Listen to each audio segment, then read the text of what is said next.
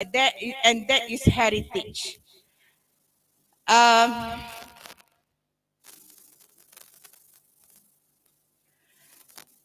and the what thing, okay, the what thing in the people's life, it can be tangible and also it can be intangible. Nak kena keluar sikit.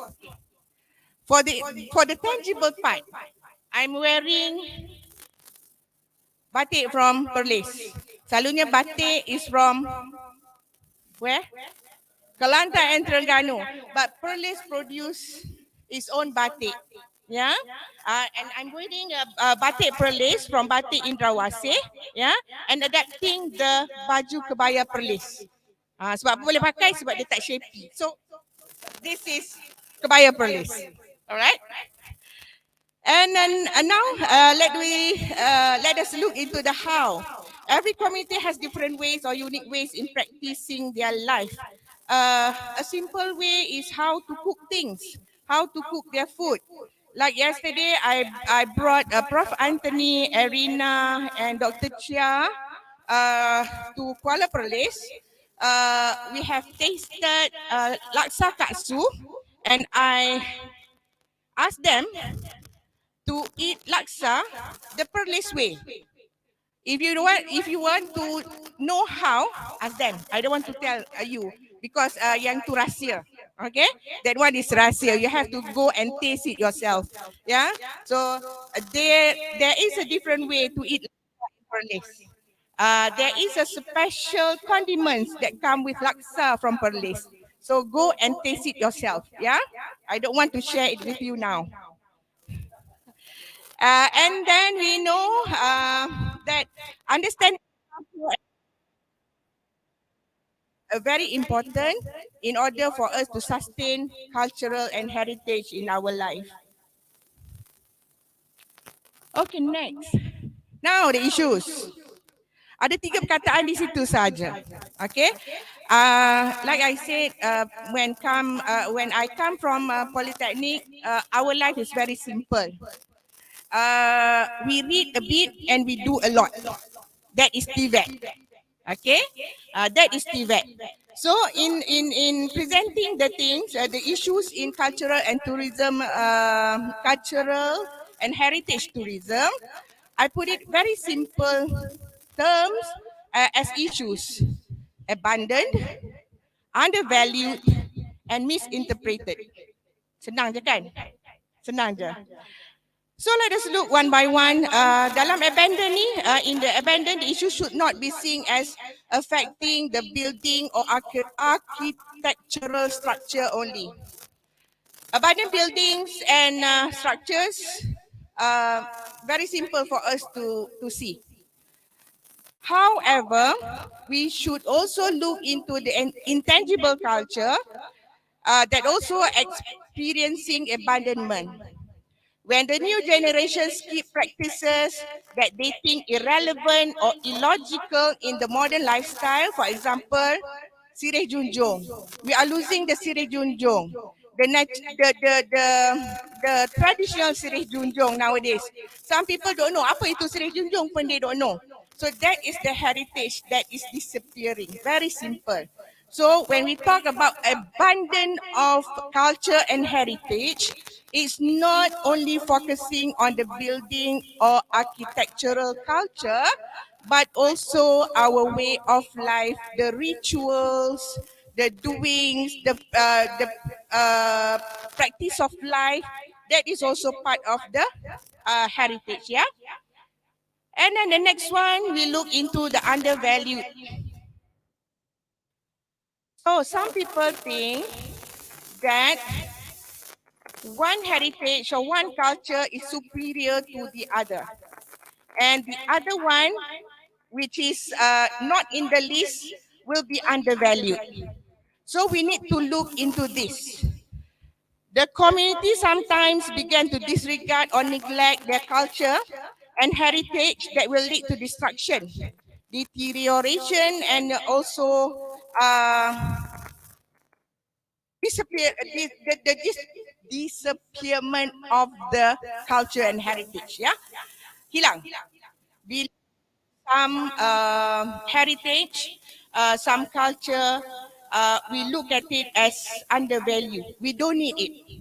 We think that it has no value in our life. But you have to remember that all the values, the culture, the heritage, and everything is passed down from our ancestors. If we don't sustain it, if we don't do something about it, it will disappear forever because our heritage is non-renewable. Our heritage is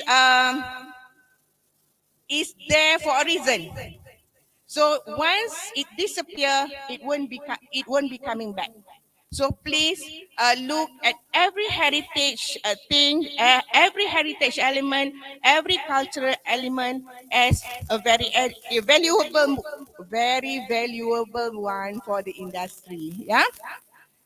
And then the last issue is misinterpreted. Misinterpretation is another reason why some culture and heritage are disappearing. When a community in melting pot, locality feels that they are superior than others, and they will start convey and share message of their superiority, and that will lead to the inferior for the other communities. That one also we have. Yeah.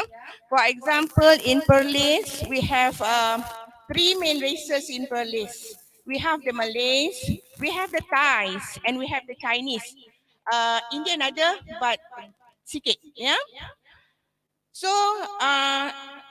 is it fair for us in PERLIS to highlight only culture and heritage for Malays?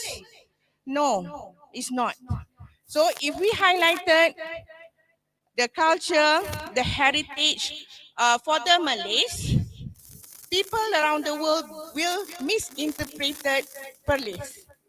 They will look at PERLIS as the Malay state only. Whereas we have also Thais, we have also Chinese that comes with the culture and heritage. So that is the other issue, very simple issue that everybody terlupa. So I bring it to you to see whether we have ways to tackle the issues or not. Yeah. So ada tiga saja. Only three issues that I bring here. That is abundant culture and value, undervalued culture and value, and also misinterpretation of culture and value. Misinterpretation, yeah, misinterpretation of culture. Yeah. Next. Okay, how serious is cultural and heritage for the nation? It's actually very important, not only for our nation, but worldwide. You can see here in my slide, I took a bit from what WTO says, what UNESCO says, and in Act 645, that is our Act, the National Heritage Act, meaning to say that our government also has a bit of blink on our heritage and culture. Maksudnya ada lah. Okay, ada peduli di situ. Okay, ada peduli di situ, but is it serious? Tak tahu. Okay, is it serious? Tak tahu. Okay. Okay. And then on the SDG, okay, on the SDG, goal 10, goal 12, and goal 11 has direct impact on cultural and heritage. Yeah, has direct impact on cultural and heritage. I don't have time to explain. Go back and read. Go back and read. Yeah. And when we embed or when we embrace SDG in our life, yeah, it will actually save our money. Correct, Prof? When we embrace SDG, actually we can save money. Okay. For example, bawa sikit lah. Contoh. Yeah, bawa sikit. I ask you to read on goal 10, 11, and 12, right? I'm going to touch a bit on goal number 14. Okay, goal number 14 is life below water. Nothing to do with cultural and heritage. But nak bagi tahu kata dia boleh save duit, boleh you can save your money. Yeah. For example, apa? I pledge to all hoteliers, I pledge all restaurateurs, moms and dad. Stop using straw. Okay?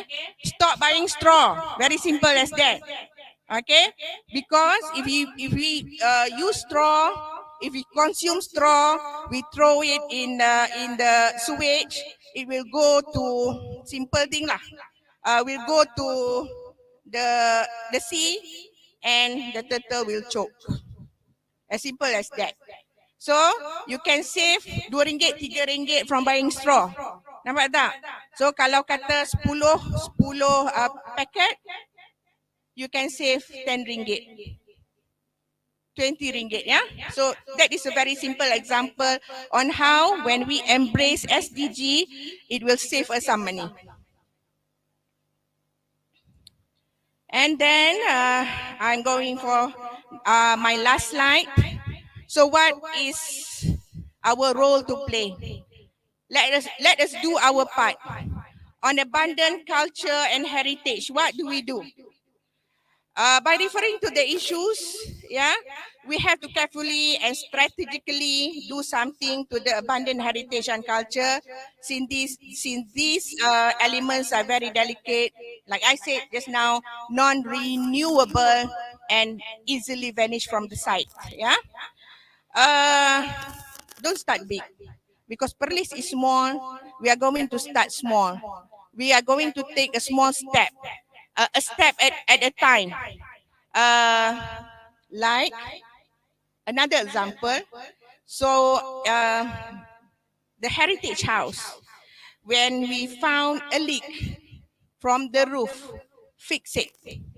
Don't wait until the roof collapses. If you fix the leak roof, you may spend 200 or 300 ringgit for the leaking roof. But if you wait until the roof collapse, cikgu tak tahulah berapa banyak yang you have to spend. But you have to spend a lot to fix the collapsed roof. Yeah. For the undervalue, we need to educate our children, educate the local community to appreciate culture and heritage around us. No matter whose culture, whose heritage is that, we need to appreciate it all. And then for misinterpretation, come on, wake up everybody. We have been living side by side for centuries. So we need to highlight everybody. We need to highlight all communities. We need to highlight all the races for to make misinterpretation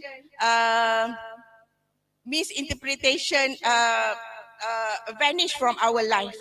Yeah, because Malaysia is truly Asia. Yeah, so when Malaysia is truly Asia, we need to appreciate all cultures, all heritage. So I think that's it from me. Cukup masa ya. And then okay, next laju Madi tengok. Okay, this is PERLIS. Terus laju PERLIS and PERLIS. Yes. Nak tahu apa gambar tu, PM tepi. Thank you very much. Thank you, Dolly.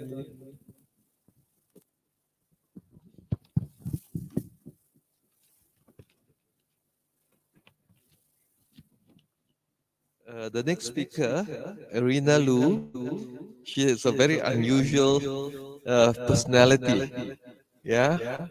So she has been in the tourism industry for over 30 years as an entrepreneur, a professional tourism consultant, in which she is an ASEAN master trainer.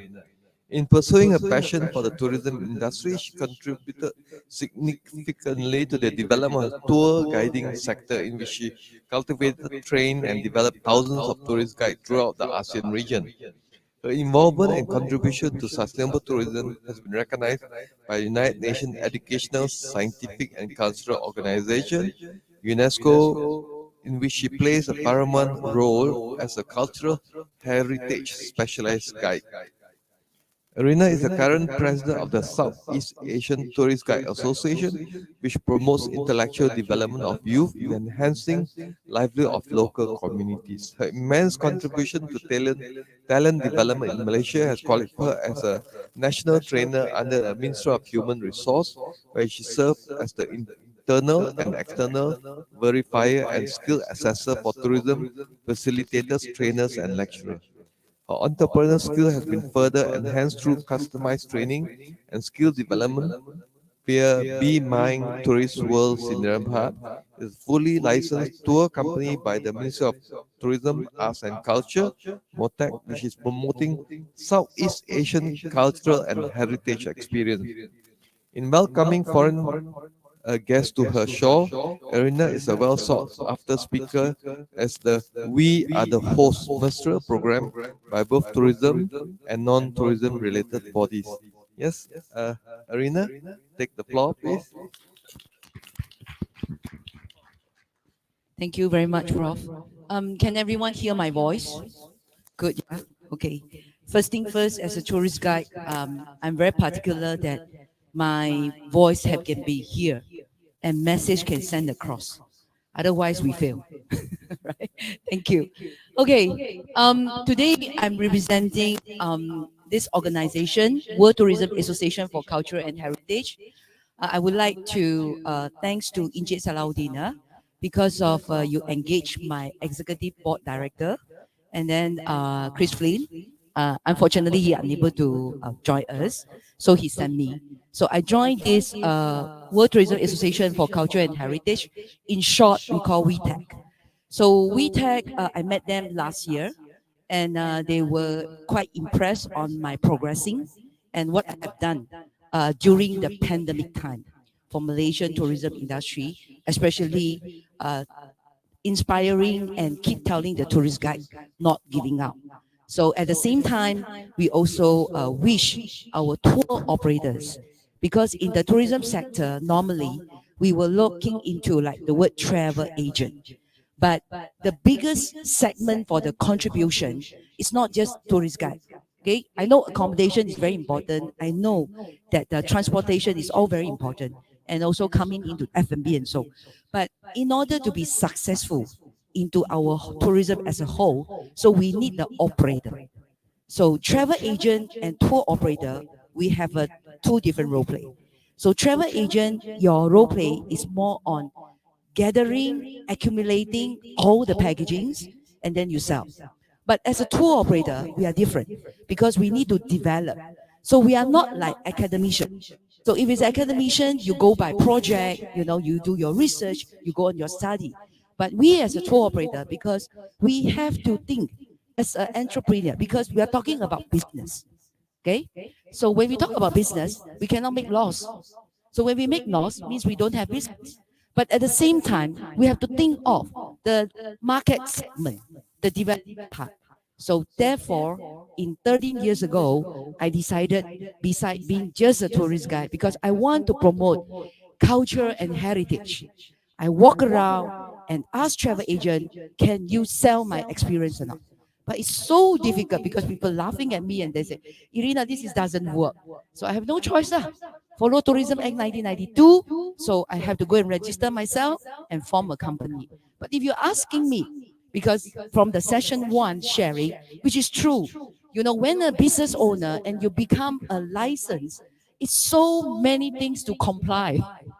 Okay, it's really time consuming. So I cannot blame that a lot of tour operators, why they don't choose to be tour operator. Because when you talk about development, like Professor just now, our panel and researcher, they took such a long time to develop only this amount. But with such a short period of time, how are we going to competing with the time? See? So how am I going to draw the balance? Actually, until today, I still have no answer.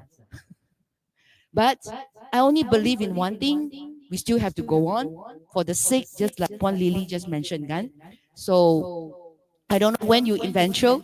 I unfortunately and also fortunate because my parents' 70s already started in the tourism industry as operating bus express. Those days tak ada bus express, bus bersyarat. So I think because of that, I got no choice. I have to tie a strong knot with the tourism. But I try to venture myself to go into culture and heritage. So therefore, I joined this WeTech with one vision and goal also. Hopefully, anybody, any stakeholders who coming in, so we can fully understood on this tourism business model. If you want to venture yourself into culture and heritage, yeah. So can I go to my next slide? Thank you. So in overall, okay, overview. Next. So the general perception, so we all know already, because today I'm a little bit worried, yeah. Everybody will take our business and all this business model, especially cultural and heritage, as money making tool. See, that is definitely okay. Next, and historical is a begin industry generate values on intangible or soft assets unique to the destination of these people. I think from the session 1 until session 2, we are well spoke already. Keep mentioning that.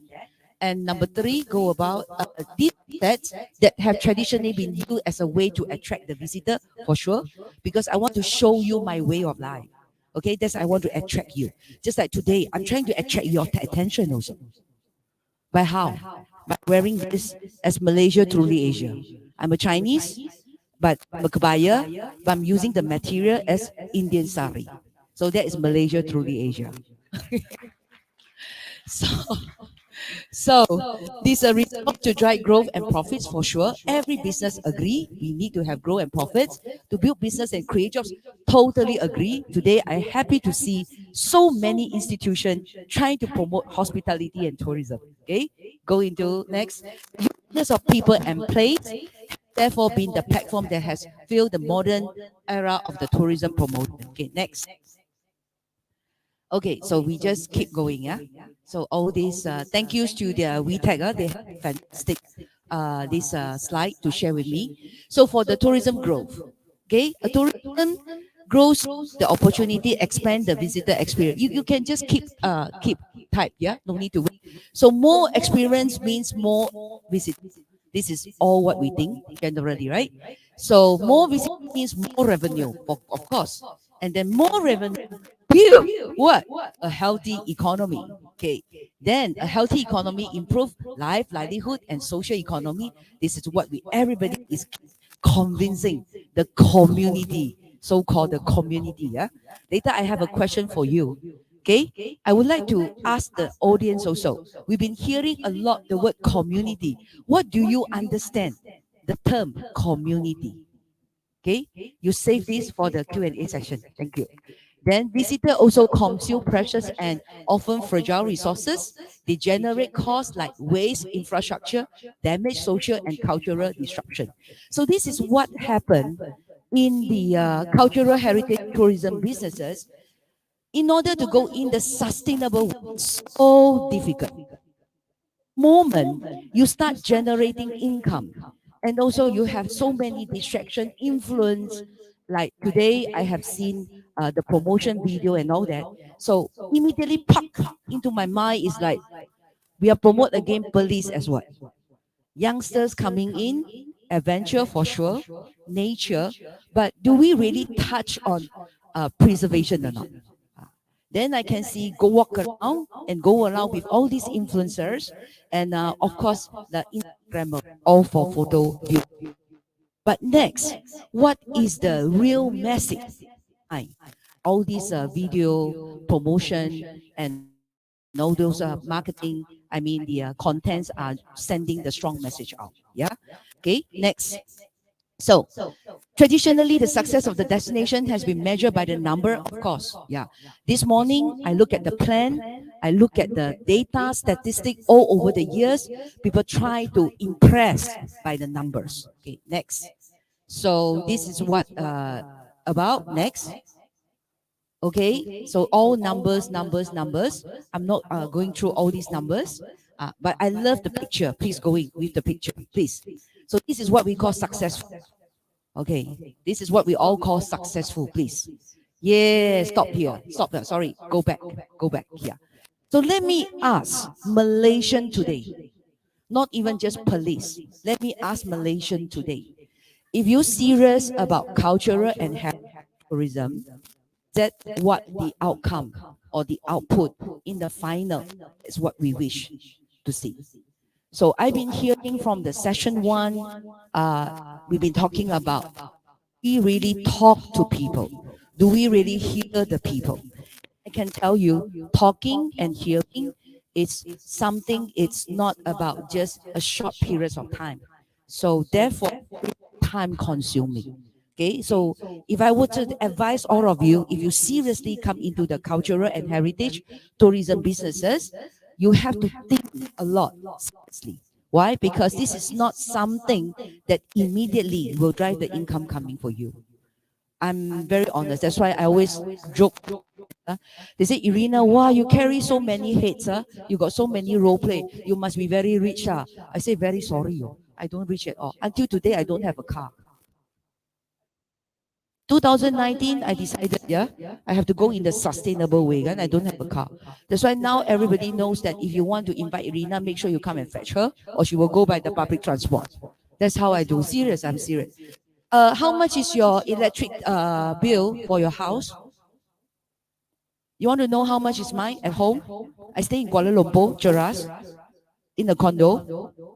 I pay less than 30 ringgit a month. And I have been continuing for the past 10 years. Crazy, right? Yeah, I'm a crazy person. That's why professors say I'm unique. Yeah, I do agree. I do unique in certain way. No, anyway, I just want to share with you. So when come to business model mindset, when I decided to go into the tourism business, I told my family, I say, don't expect me, I become rich person.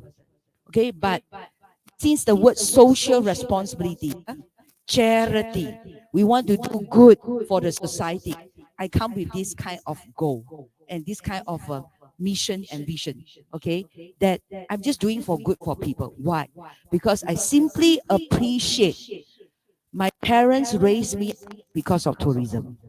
And then today, our country beautifully known by the whole world is because of this beautiful. So when I told myself, if I'm coming into this business, I need to respect first. So everyone, I want to go very technical, but first thing first, the word respect. Respect what? Respect the nature, respect your culture first. So if we can't touch the respect the mother nature and own culture, it's very hard for me to continue and carry on to tell you how is this business model. See? Okay, next. So, so when we tag, I need to introduce a little bit we tag they are doing. So a little bit about the we tag. So they are the only global tourism organization focused on the keyword protection and preservation. Because I don't want to touch the word conservation because it's a big area. Okay, and you require a lot of knowledge, but at least the protection and the preservation. So later on in the contents, you will see the of conduct will be introduced. Yeah. Okay. So the world cultural heritage, tangible and intangible. And you know, beautiful about this tourism, it doesn't matter you come from which sector.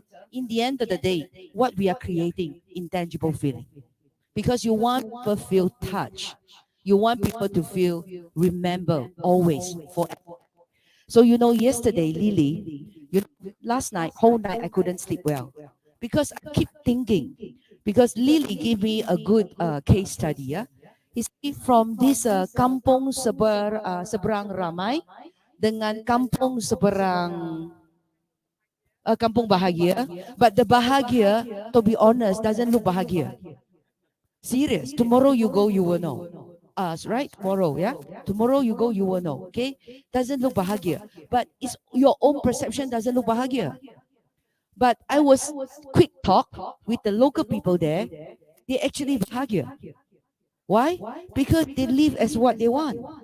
The children run as where they want to. Okay? It's just that a I mean, a little bit negative is rubbish is everywhere, which I can't help. So who I want to blame? It's not about the word. How come they never clean the rubbish? No. Who I want to blame? I want to blame. Sorry lah. System is wrong. Why we keep producing plastic? Why we encouraging plastic bottle or water? Right? Just like now we are blaming the Japan, right? Right? They are dumping all their radioactive into the ocean, and then kita start like marah-marah pun. But what is the solution? See, so when you come into cultural heritage tourism, first thing first, don't think so big. Feel about yourself first. So you want to live healthy? You want to stay in your heritage? That's why I have a slogan: learn the culture, live with the heritage, give hope to the community. But the hope is heritage, origin, preservation, and education. This is something that do you live with? So if it's yes, the business is yours. Definitely you'll be happy to venture. Okay. So then we go into the all these big words: responsible, sustainable, equitable, ethical tourism plans and policy. And we are recognized as a global authority for cultural heritage in tourism, revenue model based on the consultancy and etc. So therefore, course of conduct. I want to stress this to all of you. Doesn't matter with you are from which sector. We are all in tourism. 2020, when everybody is still sleeping, don't know what to do, or anxiety, I already received a big document like this from Europe, because I was engaging my cultural heritage tourism products, mostly sell to the Europeans. So they sent me a big booklet. They said, Irina, when the border is open, please read through this. And then you tell me what are the products you can still sell to me. So I start learn the word code of conduct. So when I see WeTech, I was like, wow, they are the organization will talk about code of conduct. And I have been introduced this code of conduct to MODEC, start from the new syllabus of this called eco-host. Baru-baru ni kita just revise the eco-host program. So I say we must imply code of conduct. Okay? And then another one is standards of the ethical, the ethical conduct. So it's not about how fantastic or how powerful or how beautiful. In the end of the day, if we don't understand the code of conduct, we don't practicing on our the standards of ethical conduct, so it's very hard to go further. Yeah. Next. Okay. So we wish to work with everybody.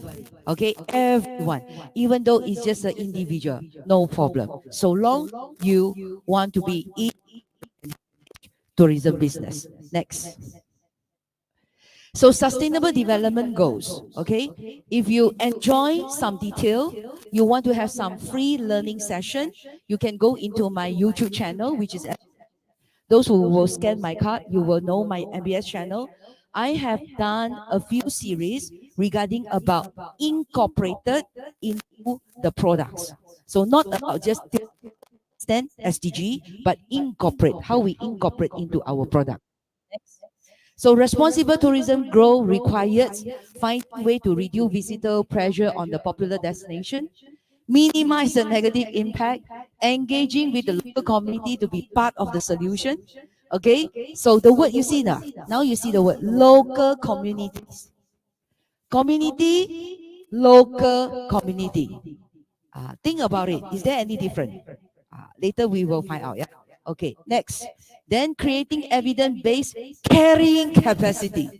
This I always having a headache and a problem on this carrying capacity, because if we limit the numbers, and this is what will happen, people don't like it. Investors don't coming in. But unfortunately, ladies and gentlemen, cultural and heritage tourism business, we need carrying capacity. Even ecotourism, same. Doesn't matter what tourism, we need carrying capacity. Okay. Then plans to have better prepare the track visitor, grow the minimize negative impact. And for me, program, it has to be 365 days. But with some program, example, I was just executing, working with the fishermen, a day with a fisherman experience in Kuala Sepetang. Okay, I searching for more than 12 years. Finally, one fisherman willing to work with me, with his real fishing boat. But I got the limitation. Certain day cannot because of the tide, because of the safety issue. So it's quite hard. But if the program you don't develop as 365 days that we can work with, it's hard to sell. Especially I myself personally is an online travel agent also. So when we want to develop products in online, and plus we want to talk about content creation, we talk about marketing infinitive. So I really need products can be sold 365 days. So later on, if you got chance, you can go into my tiny website platform. So sorry, only few products because not easy. You're talking about to comply all the requirements, and then you want to sell 365 days. You got to be very, very careful, you know, and encourage a regional dispersal. Okay, next. So the word responsibility, yeah, ladies and gentlemen, today I want you to remember the responsibility, the responsible tourism part. So 2 minutes, okay, good, right track. So WTEC of the responsible tourism development, community engagement, carrying capacity, cultural awareness, commercial education, skill training, collaboration, and coordination. So, ladies and gentlemen, these are all can be learned as well. Okay, and this is the fundamental and very important for us to go into responsible tourism development. Okay, next. So, responsible and sustainable tourism development must begin with engaging with the local, I think providing advice on the key benefits, listening to their concerns. Everything have been summarized just now by the panel one. Also, appropriate training to upskill. So yesterday I will just have a short discussion. I don't believe in reskill, but I believe in upskill. People who passionate, people who really wish and want to it, upskill. Okay, and ensuring they have enough government, local ministry. Of course, everything when you want to start, you need to at least get some basic support. Okay, from all stakeholders. Next. The visitor dispersal drive CHT. So there are some critical aspects to consider. So identify the key places or the experiences that have the greatest appeal to visitor and the best opportunity for local communities. So I give one example later into this case study, a very quick one. Ensure there's sufficient transportation and regional access, reliable, acceptable accommodation option, reputable product, educate and train local stakeholder. So I give like PERLIS, since we are in PERLIS, right? So the last whole night, I've been not sleeping well. Still not sleeping well. I cracking my head because I only see the model, the kampung. So kampung bahagia dengan kampung seberang ramai, right? So I've been keep thinking, looking into accessible, the uniqueness, the area view, the friendliness of the local people is so nice. And I was amazed when I was in Kampung Seberang Ramai. They using some ways and turn into art. So although I know it's some might complain that it's so awkward, why they go and paint the heritage house, into the rainbow. Anyway, we are not going to the UNESCO, kan? Are we? Not necessary, kan? Not everything must go UNESCO, what? Because UNESCO criteria is too high. And there is too much of money for the investment. And I can tell you, in the end of the day, our friend, which is our local people, they cannot afford because of the maintenance.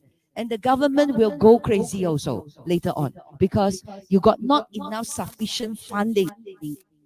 Oh, I more believe in so if you're doing something, it's not harmful, you actually beautifying the place and the people live there like happily.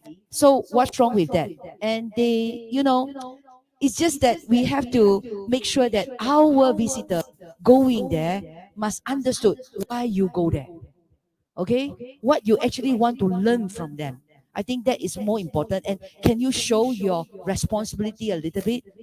Don't throwing rubbish, or at the same time you can influence them to help them to keep the place even cleaner, or teaching them how to dispose all these waste and etc. Yeah, so ensure this sufficient transportation, everything is all I you can I no need to keep repeating, yeah? Okay, let's go into the next slide. I think about to finish. So if we get our knowledge, our skill, our values, and apply into the right equipment, then I'm sure we will get the best experiences. So therefore, if we get it right, improve the livelihood for sure, everybody happy, create the stable, sustainable, of course, everybody want continuously, 365 days revenue, why not, right? Increase the community pie. I'm so proud to have this. And then preserve the local tradition and way of life. They still live as they is. Oh, and help protect and promote. Then they will start to champion for themselves, establish the platform and broaden their tourism and programs and etc. Yeah. So I think that will going to be my last slide, right? Oh, yeah. So last but not least, responsible cultural heritage tourism offers a pathway to improve the livelihoods and the social economy condition for local communities throughout the world. So ladies and gentlemen, if you're going to embark this is a journey, okay? And last but not least, I wish everyone, if you show your interest anytime, any moment, I welcome you embark together with me, purposeful sensory journey. Thank you very much.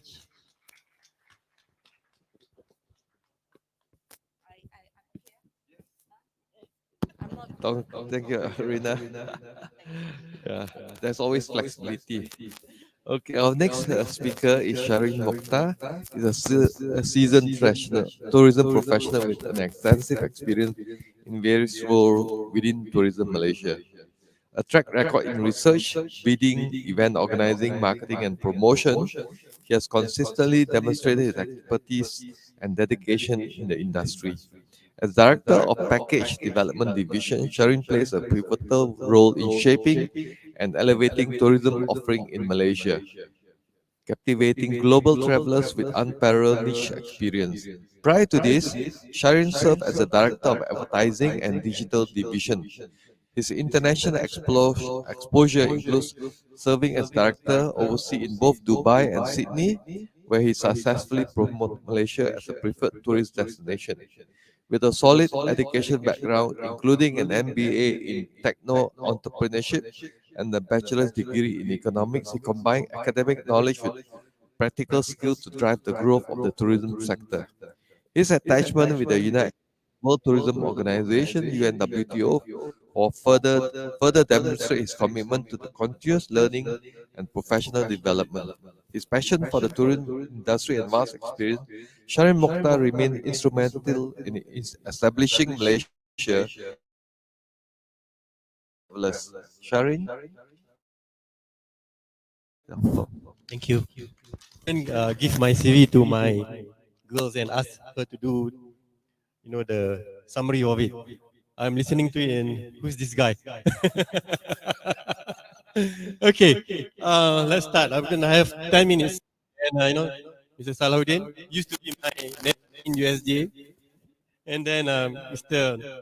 Prof. Anthony. I think we used to travel together. The last one, we went. Remember, we fly to Argentina, Rio, and then we crossed the Amazon River to go to Montevideo for our bidding. And the problem is that we lost it to Thailand. It's a pity, but it's an adventure. So basically, what I'll do is that I'll share my experience and what Tourism Malaysia do. Okay, basically, I'll talk about the concept and definition, and then I'll touch a bit about how Tourism Malaysia leverage cultural heritage tourism towards community-based and sustainable tourism, and then I'll give some examples, and then I'll talk a bit about what's in it for PERLIS. Yeah. Okay. Next one. Concept and definition. I'm lucky because Lily have already touched on it. Okay. Basically, no, this one. Okay. Next one. Just click. Okay. So because I was a trained economist, so basically I like to see things in boxes. But for those who work in tourism, it should be creative. But this is how I see it. Basically, tourism and basically break into two: mass tourism and niche tourism, or it's known as alternative tourism. So basically, then you can see the under niche tourism, there's cultural, rural, blah blah blah, and then basically we will be talking about cultural and heritage. Okay, next one. Okay, this I can see it properly when I draw like this. Okay, sustainable tourism, unsustainable tourism, basically is mass tourism, and cultural heritage tourism is under alternative tourism. Yeah. Okay, next one. Okay, this is, I think you can read it. It's in UNWTO and UNEP. Basically, when we talk about sustainable, it's about environment and sorry, environmental resources are optimally used. And then the other thing is about social cultural authenticity of host community is respected, meaning that we respect the community and to see the long-term operations here to ensure that the people receive the economic benefits. Okay, next one. Okay, this is the impact of mass tourism. You can see that Bali, they have a US $40 million of trash problem because of mass tourism. So if we does not control our tourism, will go this way. Okay, next one. Okay, now I'll go on under type of cultural heritage. So basically, you can see that cultural heritage, like Lily have mentioned, I'm lucky because you have explained it nicely. But it's all in boxes, tangible, intangible, and then I'll be looking at the ecology, and then some example of the culture. Is where our division come in and do packaging. Okay, next one. Okay, what is cultural heritage tourism? Basically, is a subset of nature-based heritage, yeah? And then inside cultural heritage, there's tourism. So, what is cultural heritage tourism? It's traveling to experience the places and activities that represent the stories and people of the past and present, which include historic, cultural, natural, and attraction. Yeah.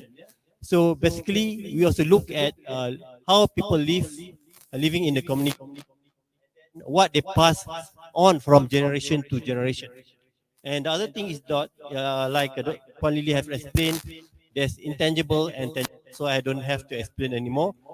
As you can read, the last paragraph, where it breaks into three. One is built environment, the second one is natural environment, and the third one is artifacts. Okay, next one.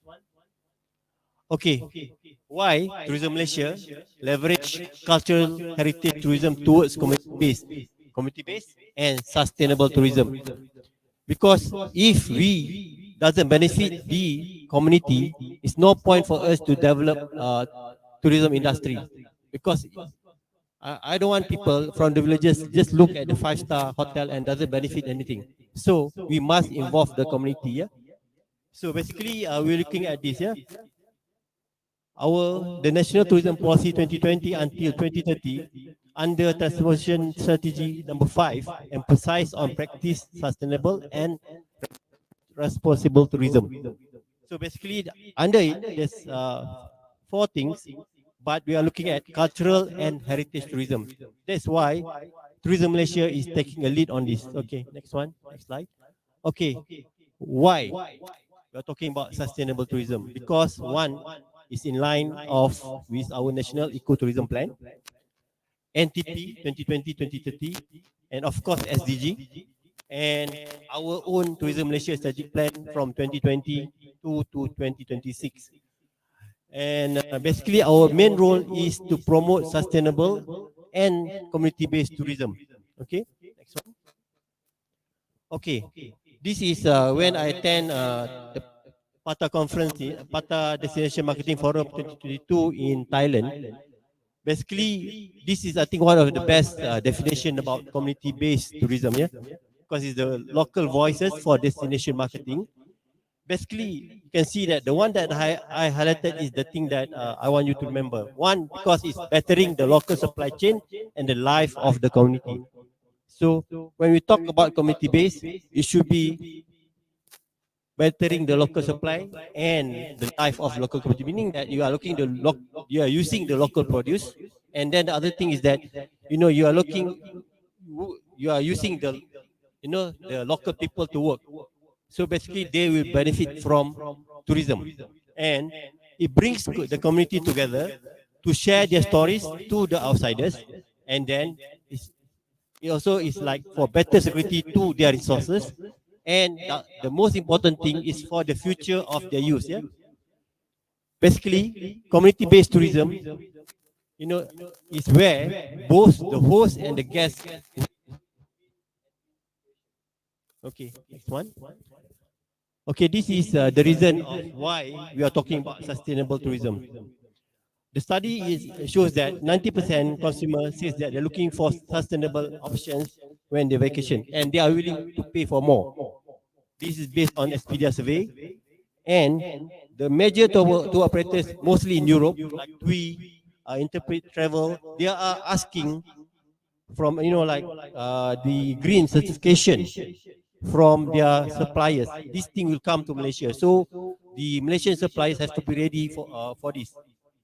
And basically, we are talking also about its cost saving when you reduce the waste, the three area, reducing, recycling, and so basically you have to practice the 3R for the cost saving. And I think Prof. Anthony have done that in his Frangipani hotels. And then, of course, by doing that, you're also supporting local community, preserving the local culture and tradition, and supporting the small businesses. That's why I'm talking about community-based tourism. And then, of course, the final thing is saving the planet for the future generation. Okay, this is how Tourism Malaysia under Package Development Division assisting the develop community-based and sustainable tourism packages. This is in Bujang Valley. Basically, this is the in Batu is in Sungai Batu Sungai Batu. Sungai Batu. So basically, this is all the what the historical thing there. So basically, what Tourism Malaysia do is that we come in. Next one, next slide. So this is how Tourism Malaysia or how my division come in. Basically, what we do is that we identify the niche product, and then after that, we do the product audit, and if you think that is viable, we'll do a workshop with the travel agent, and then we'll come up with the packages so that we can push. And the second part is on the sales. I will not touch on the sales part. Yeah. Okay. Next one. Okay, this is how come in. Basically, when we do a product audit, we want to see whether the product is ready or not. And the most important thing is, out of is the last one, the stakeholder support. If the villagers or the community or the local authority doesn't support, even though all up there is ready, we will not push the product, because it's no point for us to push any products if we don't have support from the local community and the host community. Yeah. Okay, next one. Okay, this is we just do a workshop for Bujang Valley and Jerai Park in 5 to 9 August in Batu. So basically, this is what we do. Basically, we look into the sites first, and then we don't just look at one product, because we doesn't want people just to go for half a day tour. So what we do when we come in, we look at the surrounding products, what we can combine and do bundling. So we found that we can sell Bujang Valley with the agricultural area, and then the Jerai Park. So basically, we combine three things together so that it will benefit the local community. If we just talk about Bujang Valley totally, people go there and then they just see and then they just go back. So it doesn't the spillover effect is not there for the community. So if we involve other things, then it will go back to the local community. Okay, next slide. So this is how we do it. Basically, you're talking about ecotourism, geotourism of the Jerai, and then we're talking agrotourism because of Yan. because they have paddy fields and all that. Yeah. So and then you talk about experience, because nowadays uh, tourists doesn't just want to go and then just see and look and take pictures. They want to experience it. So we can offer a lot of things, and if you go to Bujang Valley, you can experience how to do the bricks, to do the smelting of the iron, and then you can experience cooking, or just ride, cycling bicycles in the Bendang. So basically a lot of things. So we basically want to expand their activities. Okay, next one. Okay, this is how we categorize when we present the agents. So that they have ideas on things that they can combine together to come up with packages, or just do a, because you'll be surprised, in front of Yan is a paddy field, but just in front of, you can see the island of Pulau Sayak, Pulau Telur, Pulau Sonsong, and is the water is very clear, crystal clear. So, but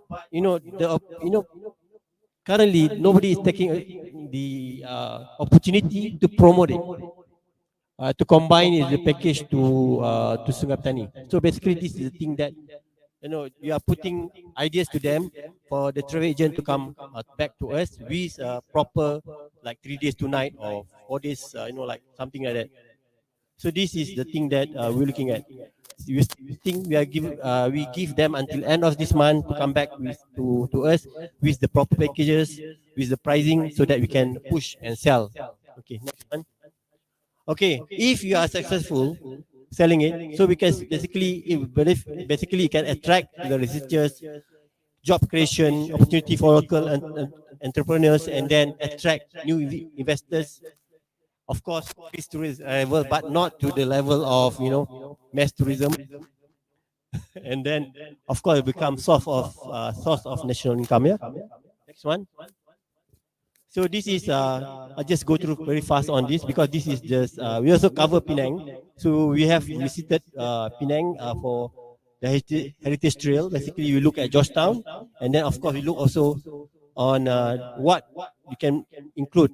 Basically, Penang is well known for food, from Michelin, even though I don't like it, until the street food. I love street food. And then this is what we have done. We have already launched this package. We do the workshop last year. Basically, the core product, the hero product is Perak Man. Okay, so but you can't sell Perak Man alone. You have to see what is the surrounding products. Basically, we are selling experience, and then we do cross selling. Yeah, the food, the lake, the Perak River. They can do fishing, a lot of ethnic foods and all that. So we combine it. Okay, next one. So this is the package that we have launched this year in Ipoh, and basically we already promoted it in our station. Yeah. Okay. This is coming up in September. Basically, because when we talk about heritage and culture, basically it involve also our kampung, and then the traditional life, the dance and all that. This is you can do fishing and all that in the Bendang. Next one. So so this is Miss Sophia. We those days we use this icon just for shopping. But nowadays, what we do is that we have expanded her role, because she's just a cartoon, so we don't have to pay her more. So, now we expanded to lifestyle, shopping and lifestyle. So now she climb, she dive, she do everything. And this is Miss Sophia going back to Kampung. Yeah, so this program will be from 22 until 24 September. The package, we are selling to the package now. So basically, the program will highlight 4 villages, because they'll be staying there. Kampung Puteri Menangis, Kampung Batang Duku, Kampung Parit Marjunit, and Kampung Parit Tengah. And the cultural show, you can see that is more of Javanese, because those people are, basically their grandparents are from Java. So basically, it's highlighting more of a Javanese culture. Yeah? And we also and then we'll do Rewang and Tukar Raya. Okay, next one. Okay, so we also sell what we call kampung race there, so that people can participate and do the all these apa ni orang panggil yang sukan rakyat lah. And basically we already sold about 100 package for this one. And there is Miss Sophia dengan Tampi lah. I'm not sure whether you have done this, but I have done this in masa saya kecil-kecil. Tampi the brass. Okay. So okay, coming to Perlis. So we are going to do a workshop on basically the core. Basically, the focus is nature based. Basically, will be 11 to 14 September. We'll invite the agents that is focusing on niche market. So next one. So this is based on our recce. So we have broken down into four. Heritage is Istana Arau, the old State Secretary Building, Masjid Awi, and then because now it's called under the Royal Arau Town, based on Plan Malaysia study. So basically then involve the Kota Kaya Museum and Arau Royal Gallery. So that is under one. And then you're talking about the police Geopark. And then of course police can see a lot of paddy fields, a lot of agro-tourism base, and also talking about adventure, caving, rock climbing, jungle trails, outdoor camping. So they have a lot of cave, a lot of to be hill, but they call it mountains.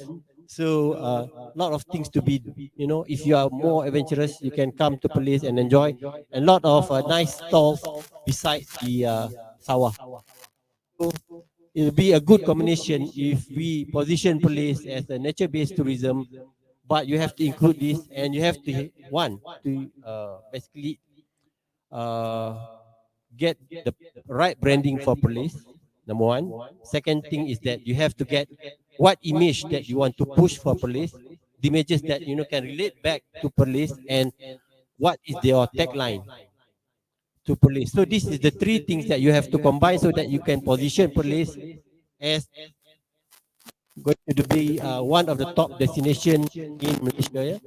So your brand, image, what is meaning hero products that you want to highlight. Not too many hero products because people will get confused. Just highlight one or two. Okay, thank you. Next one. Okay, thank you.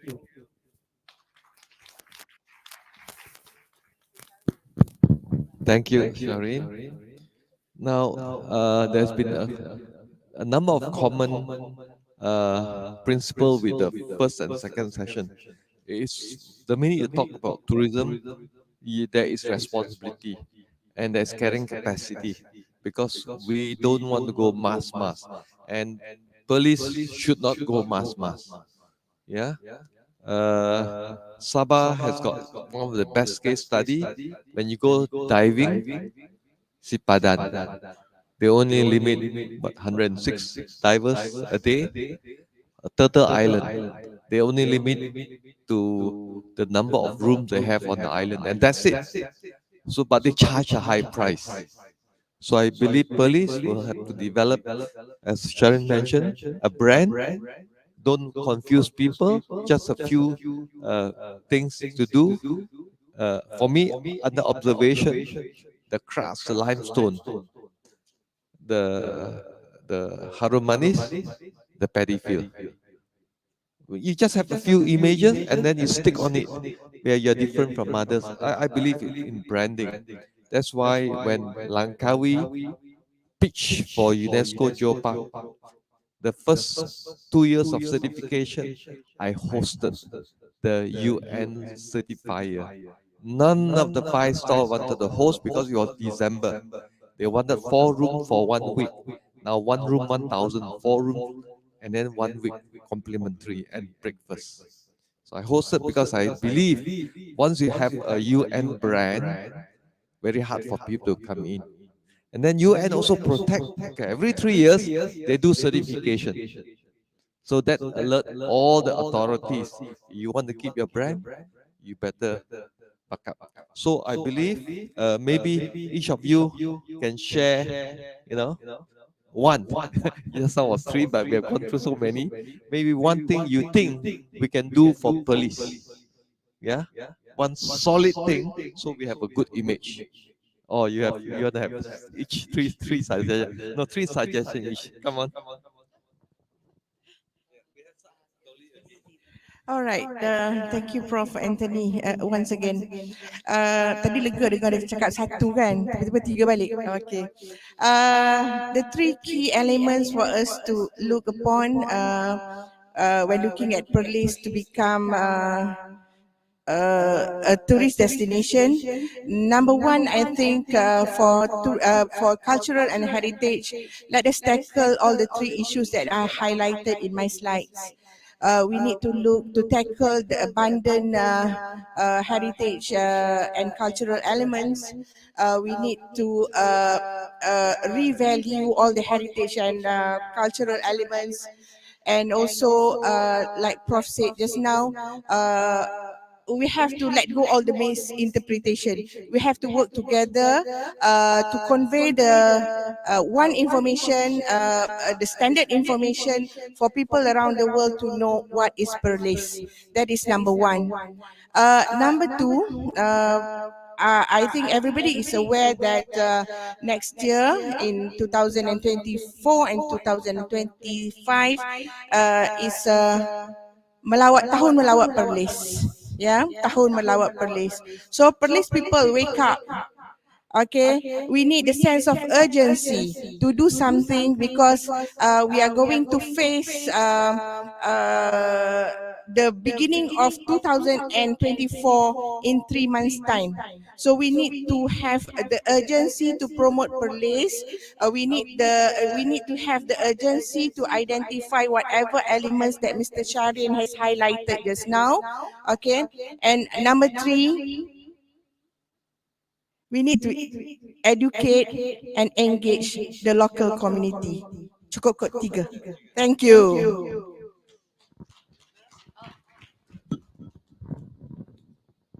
I still stay with whatever we to me is thematic. Thematic is very important so that we can stay focused. Then number two is still the code of conduct. No matter how good product it is, but we didn't spell out the do's and don'ts, I think very soon the products will be, just being spoiled. Then I think we will confuse the local as well. Then number three, I will go into, I always believe any product is the best quality education in SDG number 4, because I always treat tourism like a biggest platform for education. So we can experience it, and the word experience is should focus on the word learning. So it's kind of learning experience. And of course, the learning experience, I wish also the products that we are promoting now try to be inclusiveness as much, but maybe for accessible a little bit challenge, yeah, for the short time being, but at least we allow children to be participate, children, young family, because I this year I start divert myself into domestic, because international tourists cannot come back so fast and so quick, and you see a lot. But for domestic market, my advice is you should look into it, because I realizing actually Malaysian doesn't understand their own culture. So between states also we don't know much. Like yesterday, the laksa already proven. Professor also don't understand first time. So it's already proven. So already proven, huh? So I hope the local operators, please do think about your domestic. Don't let go, and don't think that domestic is not important. And Malaysian, we need to learn from each other. Even though we are Malaysian, but we are from different background, different states. We still have a lot of things to learn from each other. Thank you. Basically, the only thing that I out of my mind is community based. Basically, everything have to go back to the community, and even for police, if they really want to push for tourism, they have to look and talk to their local people after they have identified the products, and work after that. Then we can work with Tourism Malaysia and the travel agents for us to push. So the support and to maintain the. I hope none of the beautiful hills become quarry. That's all. Thank you.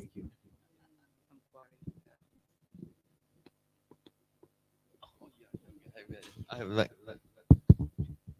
we did start 15 minutes late because I'm trying to get back the schedule. So thank you for all the speakers. There is a gift, is it, for all the speakers here? Uh, Sorry, I have one question. I need someone here. We do have a lady who is very passionate about culture and heritage and community, yeah, involvement.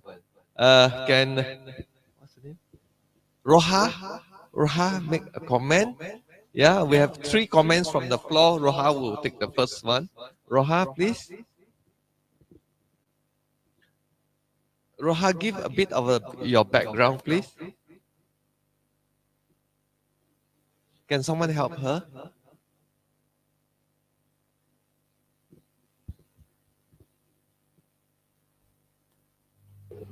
Hello. All right. Thank you. First of all, my name is Siti Roha Ramli.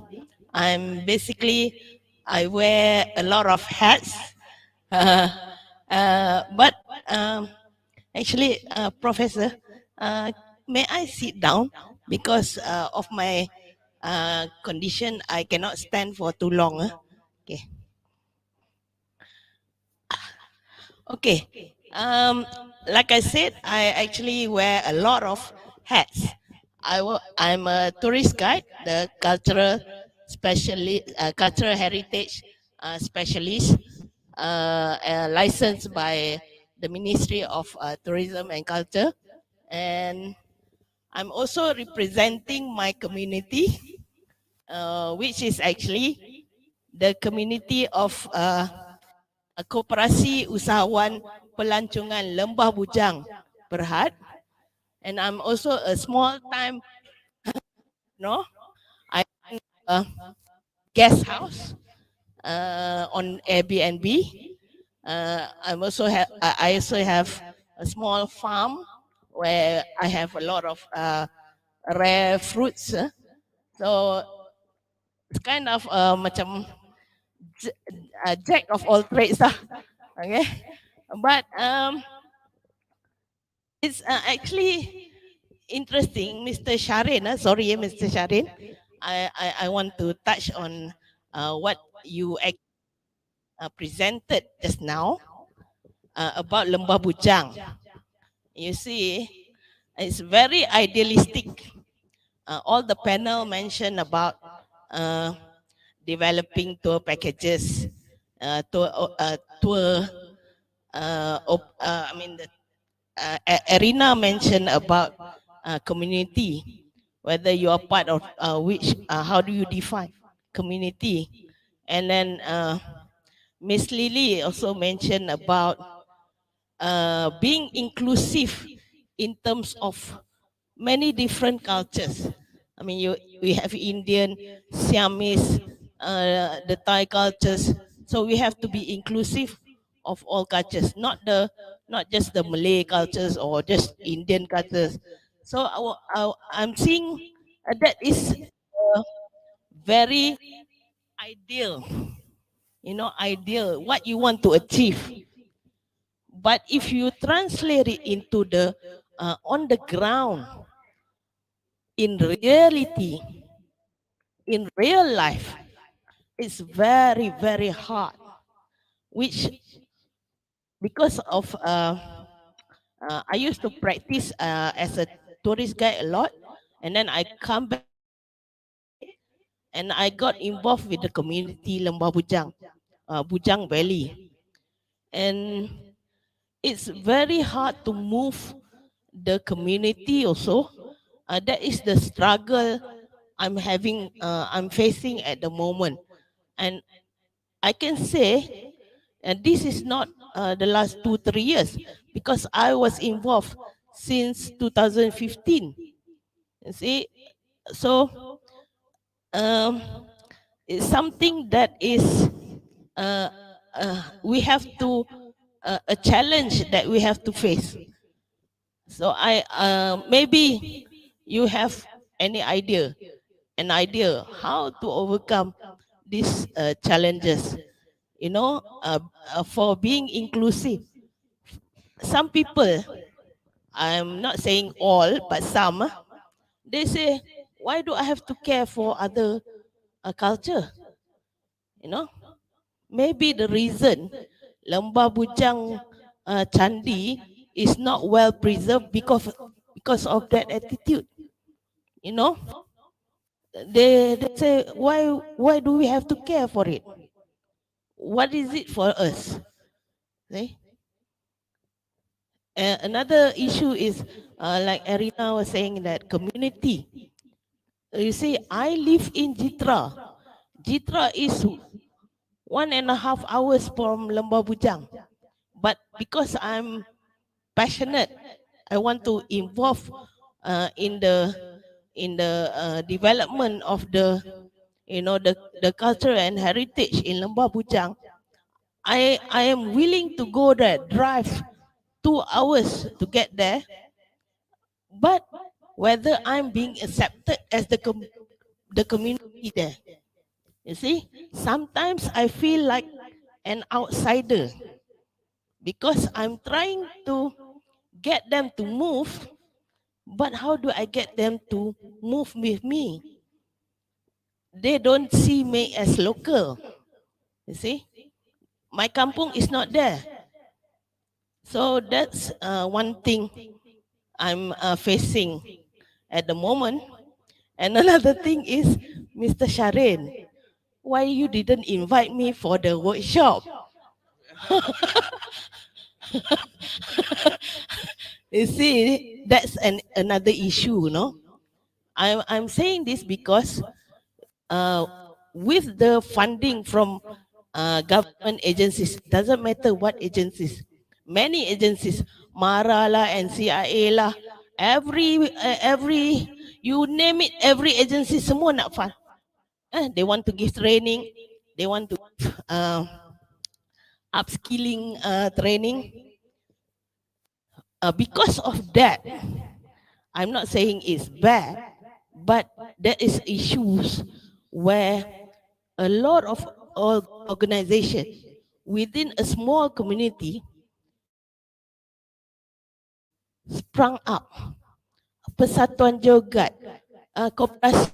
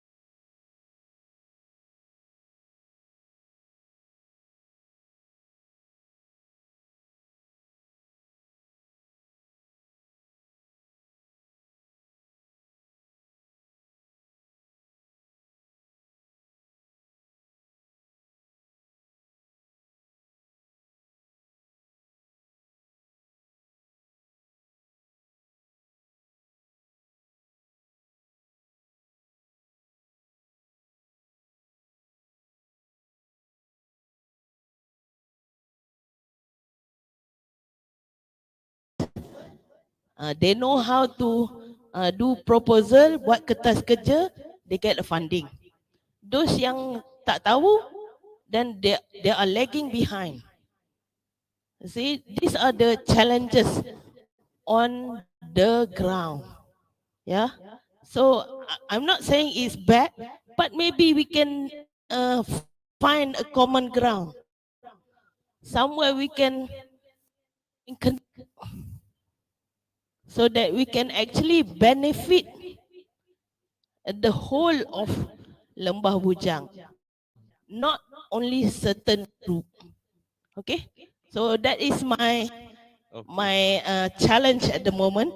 Lembah Bujang, I mean, I'm telling you, all participants, Lembah Bujang has a lot to offer, from nature to culture. Like Mr. Sharin said, archaeology. Now we have geology. Yeah, you will be amazed. Roha, Yes. 1 minute. Yeah, you'll be amazed things you find in Lembah Bujang. That's all I can say. Okay, thank you very much. Sorry for taking too long. That's all. Any more comments? We get 3 comments. Anyone else? Yeah, we focus on. Now she brought up a very thing. How do we work uh, to get the support of the community?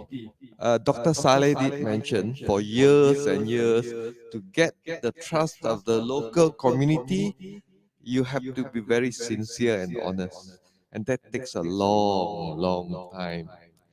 Yeah, and you have to be very transparent to be accepted as part of them. I have a very close friend and ex-staff called Roslan who lives in Taman Negara. He followed me as a 11, 12 years old boy. He's now close to 50. Yeah.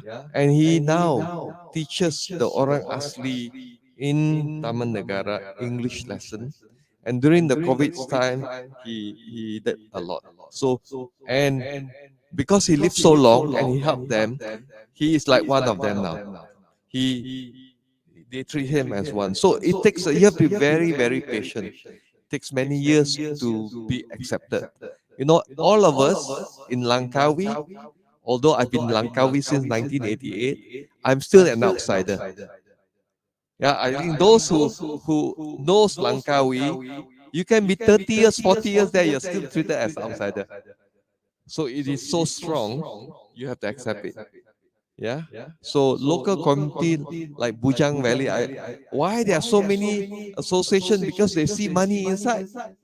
Everybody forming their own association to get grant and things like that. So there's a lot of opportunity, but actually you need the local government to gather all of them together. Oh, it's very difficult. You know, too many. Who is representing who?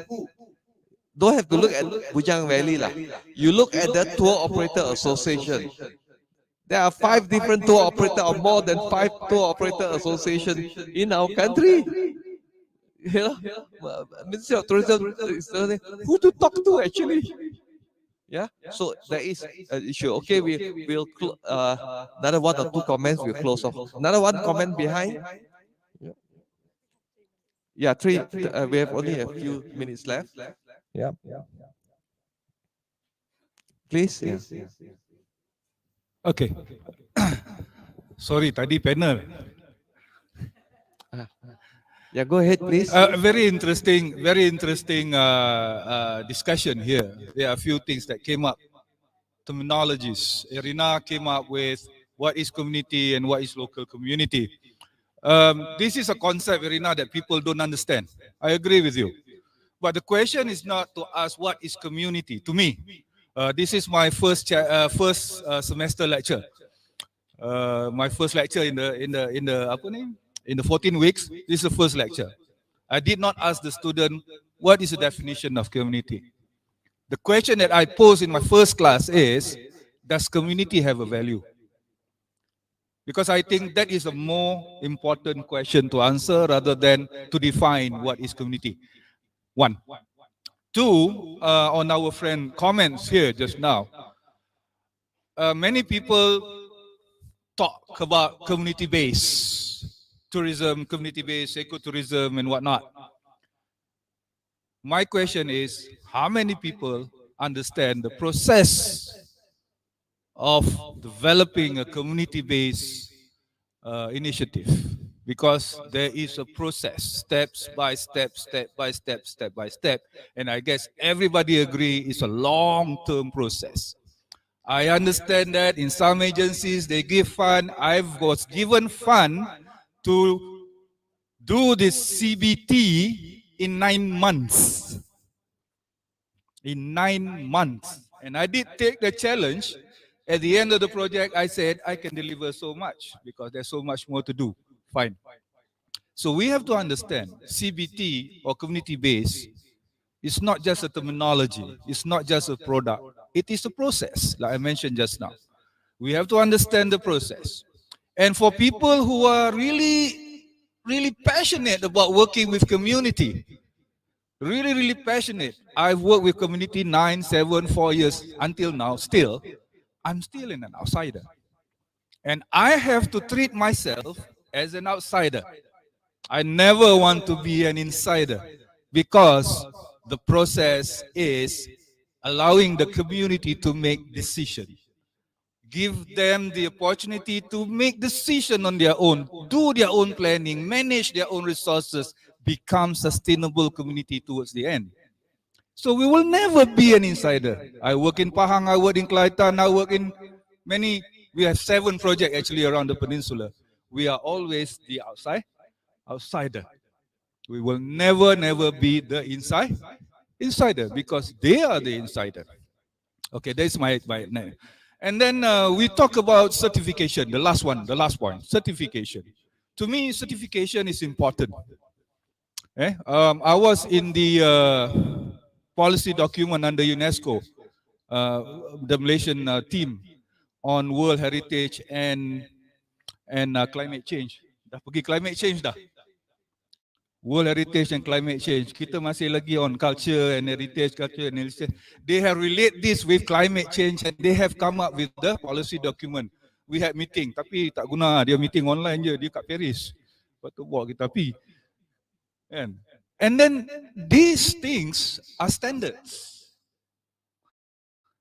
We can mention about sustainable tourism. People, everybody can claim they are practice sustainable tourism. But who monitor and evaluate the standards? So we need certification. Adventure tourism is another issue. Rakyat Malaysia, di Malaysia kita belum lagi budaya menyaman. Kejadian kes-kes dalam natural outdoor adventure tourism banyak. Kuala Kubu, snap jatuh. Jatuh sungai, jatuh hilang, cedera mati dan sebagainya. Sorry, let's stick on to our culture, heritage, and okay. So on this thing, certification and standards is important.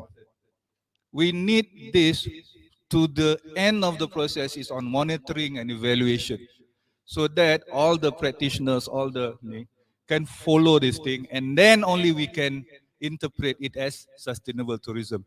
So in UITM or promote, we have a master's degree in heritage and conservation management by coursework. And these children, these students are taught to look at all these things and they do the planning accordingly. Okay, so those are my comment. And last one, boleh Anthony? Okay. Short sentence. Tourism planning is a question actually. Tourism planning. Should we look on the product-based segment or should we look, tourism planning, should we look from the product-based segmentation or should we look from the landscape-based segmentation when we do a tourism planning of a state, for example, PERLIS? That is the last point. Thank you.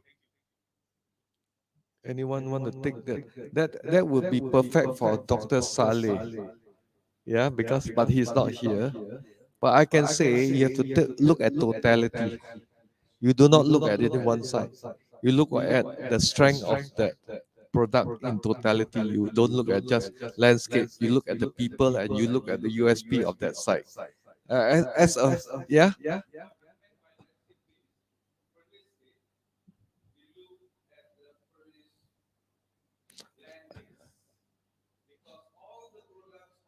It's inside the state of PERLIS. Yeah. Yeah.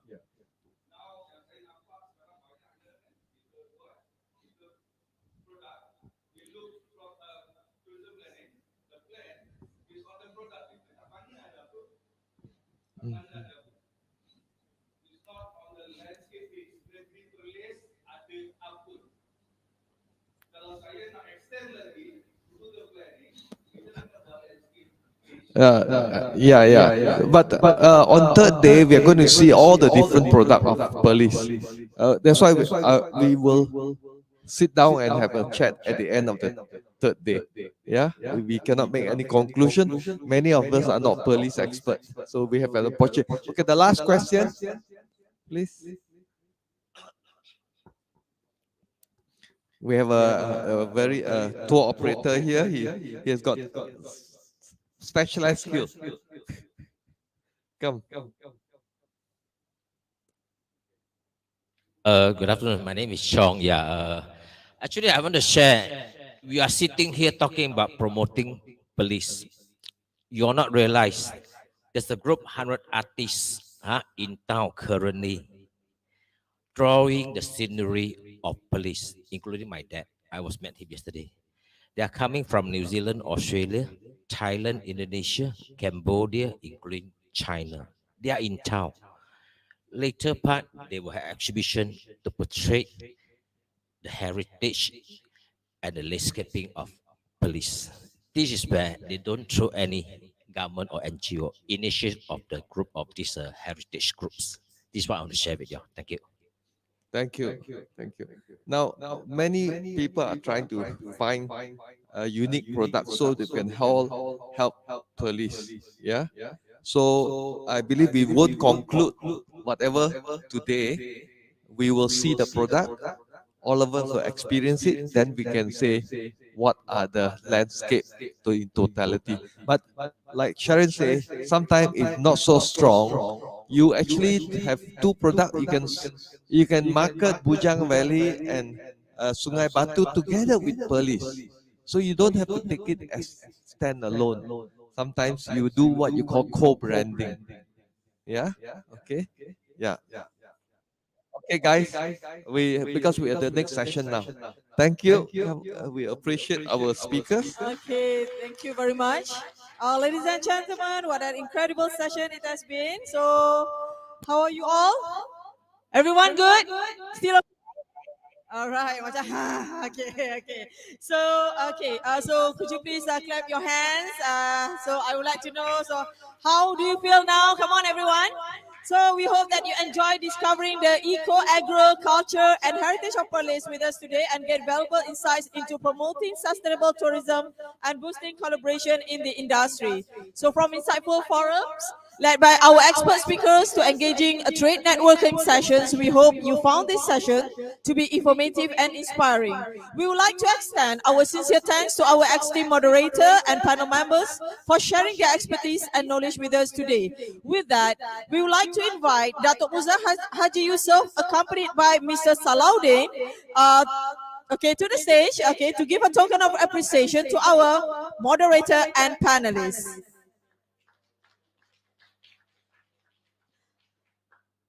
Okay, so the first token of appreciation goes to Prof. Anthony Wong as our moderator for today.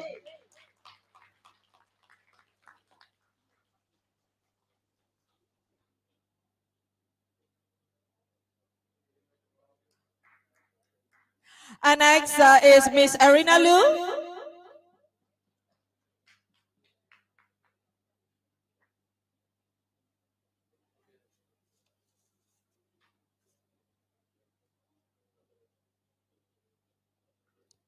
And Mr. Shari Mokhtar.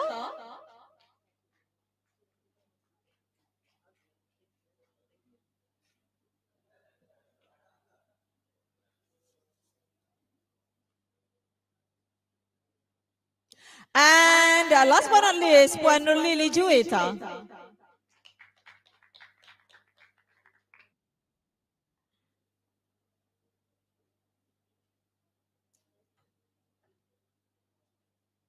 And let's go for a group photo session.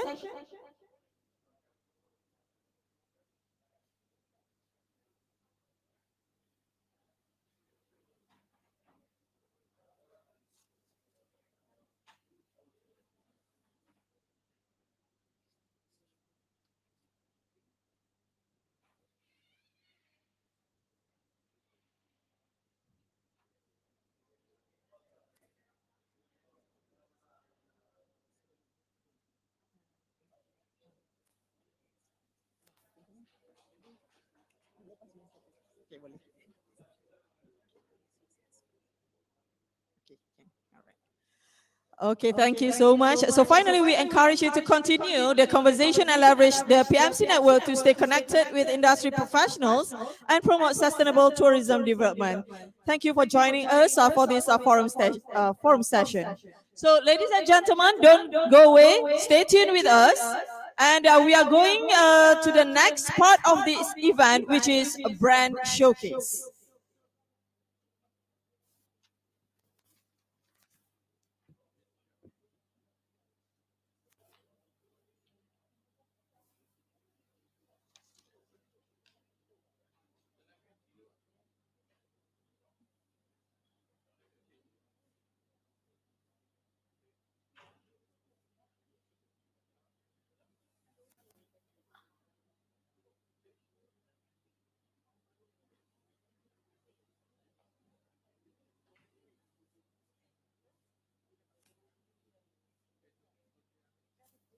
Okay, let me recap for this morning ceremony. So what a fantastic opening ceremony we had this morning. From the inspiring speeches to the stunning presentation by PERLIS State Tourism and thought-provoking panel sessions, it truly set the tone for the rest of the day. So let's give another round of applause to our distinguished officers and presenters. So we would like to inform you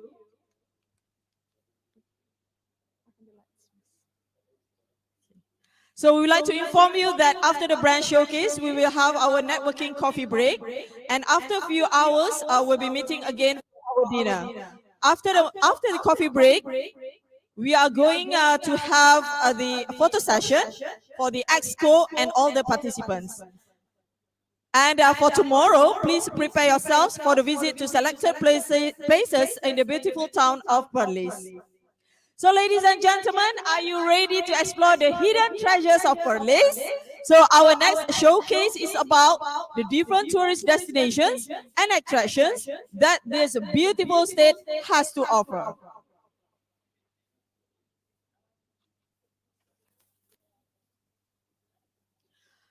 Okay, here they are going to share something special about their group and the activities they offer. So without further ado, let's get started. Ladies and gentlemen, get ready to be amazed by our first showcase. We are about to take a journey into the heart of Wang Kelian, a valley that is disappearing before our very eyes. PERLIS Nature and Wildlife, led by the passionate Mr. Shamil Abdul Rahman, has been studying and researching the nature in the state of past 8 years. And let me tell you, Wang Kelian is home to 1,001 precious treasures that you won't want to miss. Mr. Shamil loves the natural treasures of PERLIS, and this has driven him to learn and explore on his own. And today, he's here to share his wealth of knowledge with us. So let's give a warm welcome to Mr. Shamil Abdul Rahman, the Vice Chairman and founder of PERLIS Nature and Wildlife. Get ready to be inspired and educated about the wonders of nature in PERLIS.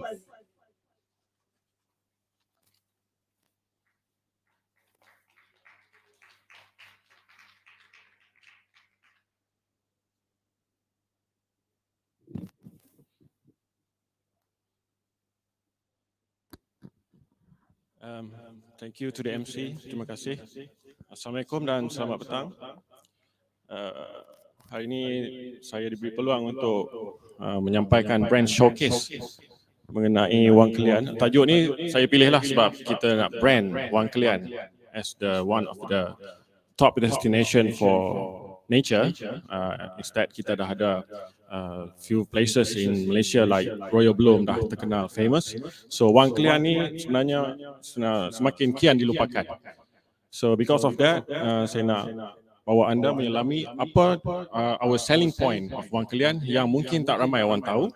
So we go straight to the first slide. Wang Kelian sebenarnya kalau ikut from the geography, dia berada di hujung sekali peta Malaysia. Kalau kita tengok di situ, 525 km from Kuala Lumpur, di mana kedudukannya terletak di penghujung di titik pertemuan Indochina dan benua Sunda, pentas Sunda. So we have the different climates and juga pengaruh cuaca, iklim, which make this Wang Kelian special. So kita kembali ke sejarah. Dahulunya PERLIS dikenali sebagai palit. This morning ada presenter yang beritahu PERLIS ni lahir melalui perkataan diperoleh daripada Kedah and Siam, and then berdasarkan lorat kita pelih-pelih, so bertukarlah menjadi pelih. Tapi di dalam peta yang dikeluarkan oleh National Archive of Singapore ni, dia menunjukkan PERLIS dulunya dikenali sebagai palit until the Anglo-Siamese Treaty on 1909. Kita dah dapat kembali PERLIS daripada Kedah untuk kita berada sebagai satu negeri yang asing.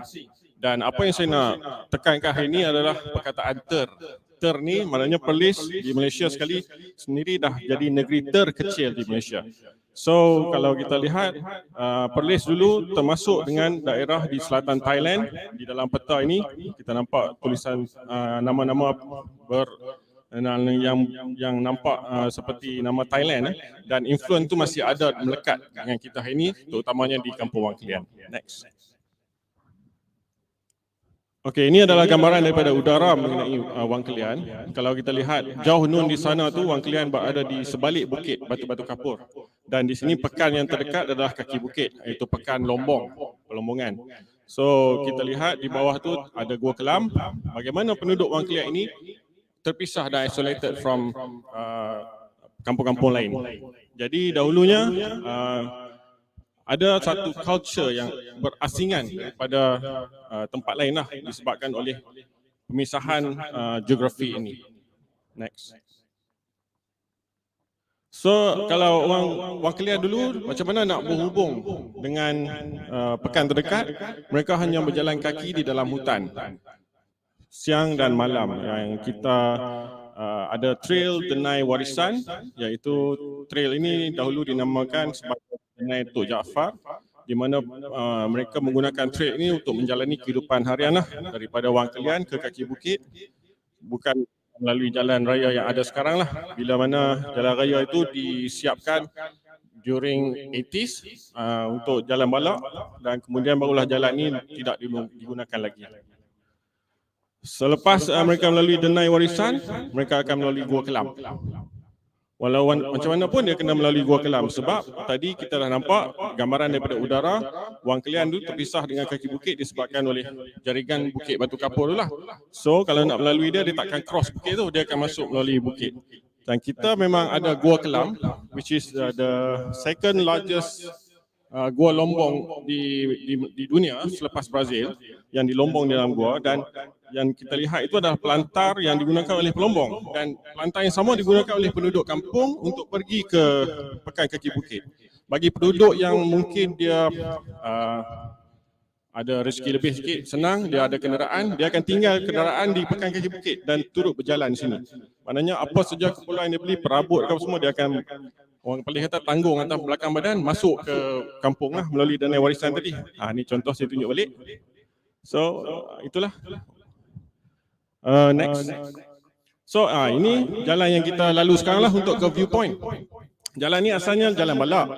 Disebabkan dulu biji timah memang menjadi satu sumber komoditi Perlis, sehinggalah pasaran biji timah drop pada tahun 70-an dan mereka bertukar untuk menjalankan pembalakan. Tapi pembalakan bukan secara besar-besaran yang kita tengok macam di tempat lain. Sebab di sini kita punya geografi lebih consist of limestone. So apa yang kita lihat ini adalah jalan balak. Dan jalan ini disiapkan tahun 80-an untuk memudahkan penggunaan penduduk Wang Kelian dan juga menghubungkan pekan kaki bukit dengan Satun di Thailand. Okay, we go to the terpaling, the most yang kita boleh tengok apa di sini. Ayat terpaling ni banyak orang guna sekarang, so saya include. Wang Kelian ni terletak di permulaan banjaran batu kapur terpanjang di Malaysia, 36 km. Okey, apa yang batu kapur terpanjang? Batu kapur, banjaran batu kapur terpanjang ni sebenarnya kalau kita tengok di Langkawi Geopark, kita ada Cambrian, tapi yang tu bukan limestone, iaitu sandstone. So yang tu the oldest stone in Malaysia, dan kita ada limestone. Maknanya kita dah yang menjadi limestone yang tertua di Malaysia lah, dan terpanjang. Dan kita juga banjaran Langkawi ni separate from other banjaran. Next. Dan kampung Wang Kelian ni terletak pada ketinggian 123 meter dari aras laut dan menjadi kampung tertinggi di Perlis. Dan Wang Kelian itu sendiri, ke depan, Wang Kelian itu sendiri yang saya cakap tadi merupakan banjaran yang tertua di Malaysia pada usia 480 juta tahun. Yang ni our selling point lah kalau kita nak cerita. Kami bukan tour operator, kita pun bukan kata travel agent. Kita cuma menjalankan kerja-kerja exploration dan kita kutip data sebab as a stakeholder kita dapat kena beri tanggungjawab ni for state untuk kita simpan dan dimanfaatkan untuk tourism.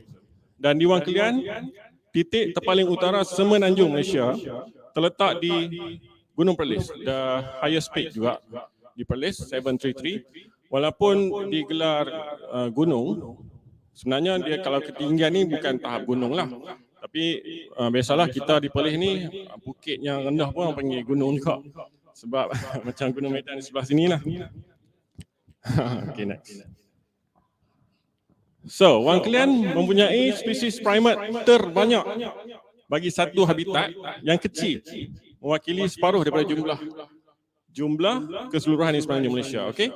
Saya nak expand benda ni. Di Malaysia kita ada 26 spesies of primate. Di Semenanjung kita ada 14. Okay, 14. Half of 14 tu ada di Wang Kelian sahaja. Bukan di tempat lain, di Wang Kelian sahaja. Sebab kita ada star spesies kita broken toy yang menambah bilangan kepada spesies-spesies ini. Contoh yang comel sekali ini, tepi ni, yang ni slow loris. Slow loris ni pun, okey, ada cerita dia. Kalau kita setengah peminat hidupan liar ni, dia akan ke Fraser Hill untuk cari ini. Ataupun ke Gunung Raya Langkawi.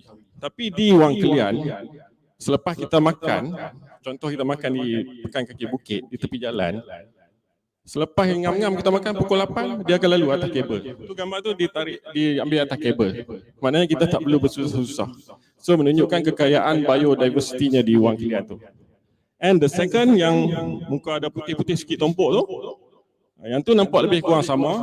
Mungkin semua orang selalu nampak yang sebelah sana tu dusky leaf ataupun lutung celak, yang tu memang common, banyak di semua tempat. Tapi kita ada rare species di sebelah sini yang celak tu. Yang ni Robinson banded langur. Okay, Robinson banded langur ni pula di Malaysia kita ada banded langur dua. Satu Robinson dan satu lagi Raffles sebab ada di Johor. Satu di selatan, satu di utara. Dan kita diwakili oleh Robinson ni. Dan di atas tu macam biasalah yang tengah keliru tu, yang tu kera lah. Kera dia keliru. Kenapa ada banyak sangat spesies primate di tempat ni. Dan di bawah adalah buruk yang mana orang selalu ambil blur sebagai untuk memetik kelapa. And yang ni our star species ialah buruk kentoy. Okey, untuk ciri-ciri langka ataupun rare di Wang Kelian ni, kita go. Kita ada buruk kentoy. Yang ni gambar kita ambil di Wang Kelian. Sebenarnya bukan sahaja buruk kentoy sendiri yang menjadi spesies langka. Signboard dia sendiri pun dah memang boleh jadi satu benda yang boleh dijual lah. Sebab di dunia ni tak ada signboard buruk kentoy macam tu, sebanyak tu di Wang Kelian. Macam kita tengok kalau siapa yang pergi ke Wang Kelian, kita nampak di tepi jalan tu signboard orange tu, signboard tu hanya ada di dunia, hanya ada di sini. Sebab kita pakai logo buruk kentoy yang ada di sini lah. Yang tu inisiatif from Jabatan Perhutanan bersama dengan kita. Okey, bila tiba musimnya nanti, musim timur yang mungkin ramai orang tahu pasal musim timur di Perlis ni, pokok-pokok ini akan bertukar warna dan meluruhkan daun lah. Kenapa pokok ni meluruhkan daun? Untuk menjimat penggunaan tenaga lah. Kerana musim timur ni sebenarnya dikaitkan dengan musim kemarau, tak ada hujan. So pokok ni kena sustain dan dia luruhkan daun. Tapi before dia luruhkan daun, dia akan tukar colour macam ni lah. Yang ni pemandangan yang kita rakam di area Wang Kelian. So sudah tentunya apa yang Wang Kelian terkenal sekarang ni dah disebabkan yang ni lah. But during pandemic dulu, semua orang nak travel. Selepas habis pandemik semua nak travel, tapi pintu sempadan negara ditutup. So mereka nak healing, back to nature. Bila kita promote banyak-banyak gambar ni, secara ni kita promote ni kami di Perlis ni kami tak ada plan, hari ni kita nak tembak gambar Wang Kelian. Tak ada, kita just jalan je, promote. Mungkin impact dari situ orang datang ke sini dan gambar ni dirakamkan pada musim ni lah, September, November ni. Hari ni pun pagi tadi pun memang ada awan kapet ni. Okey, kita ada juga spesies endemik. Yang ni endemik di selatan Thailand. Tapi turut ditemui di sini dan juga di Langkawi. So apa yang kita boleh connectkan dengan Perlis, dengan Langkawi dan juga Satu ni adalah bila Langkawi mendapat status UNESCO Geopark dan Satu pun dapat the same status, Perlis pun tidak kurang hebatnya. Cuma kita perlu tajamkan lagi kita punya marketing on that. So Beautiful Pit Viper tu salah satu spesies yang rare dan yang ni lah yang menjadi star spesies juga. Sampai hari ini, sampai ke pagi tadi pun ada lagi birders daripada seluruh Malaysia turun. Dah hampir dekat 2 bulan dah ni, mereka mencari burung ni, burung hantu busut ataupun dusky eagle owl sebab dia dah hilang daripada rekod Malaysia nearly 30 years dan muncul di Wang Kelian, dan kita juga ada di Taliban National Park, tapi di Wang Kelian ni hanya ada di viewpoint. Okey, saya just nak terangkan secara ringkas sebab diberi masa 15 minit, tapi apa yang saya nak sampaikan adalah kita mendokumentkan semua kekuatan Wang Kelian ni on biodi di dalam sebuah buku yang diterbitkan pada tahun ini, dilancarkan oleh Duli Yang Maha Mulia Tuanku Raja Perlis. Wang Kelian, The Forgotten Valley, lembah yang kian hilang, di mana orang mungkin dulu ingat Wang Kelian ni sebagai tempat yang ada bad stories lah tentang benda-benda yang dah masuk paper tu. Tapi kita nak counter balik dengan apa yang ada di Wang Kelian, kekuatan nature dan juga sosial budaya dan apa saja yang kita boleh muatkan untuk kita bangunkan kembali Wang Kelian melalui sustainable tourism. So hari ini saya ada bawa kopi jugalah kalau siapa nak. That's all from me. Okay, thank you, Mr. Shamil. So now we open the floor. Any question to Mr. Shamil regarding Wang Kelian? Question from the floor.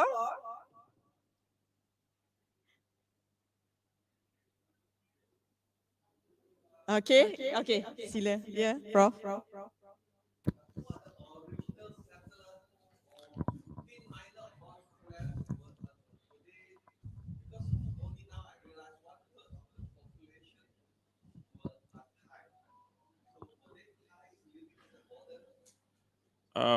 The minor settler, it started with Malay, just in a small, activities near the Plarit River, and then expand to the Chinese miner from the mainland, and they expand with, during the British, occupied, the British dah balik, kemudian dia tinggal dekat Chinese. So saya rasa tak ada yang influence Thai buat mining, no. Thai yang ada di sini just buat kerja kampung macam yang tak melibatkan bijih. So bijih ni is purely from Wang Kelian, tapi dia mix up dengan mainland Chinese yang turun ke sini untuk buat bijih. Sampai sekarang lah dia jadi produk yang quite strong. Yeah, thank you, Prof. Okay, thank you. Next question. Yes, Puan? Yes, Puan.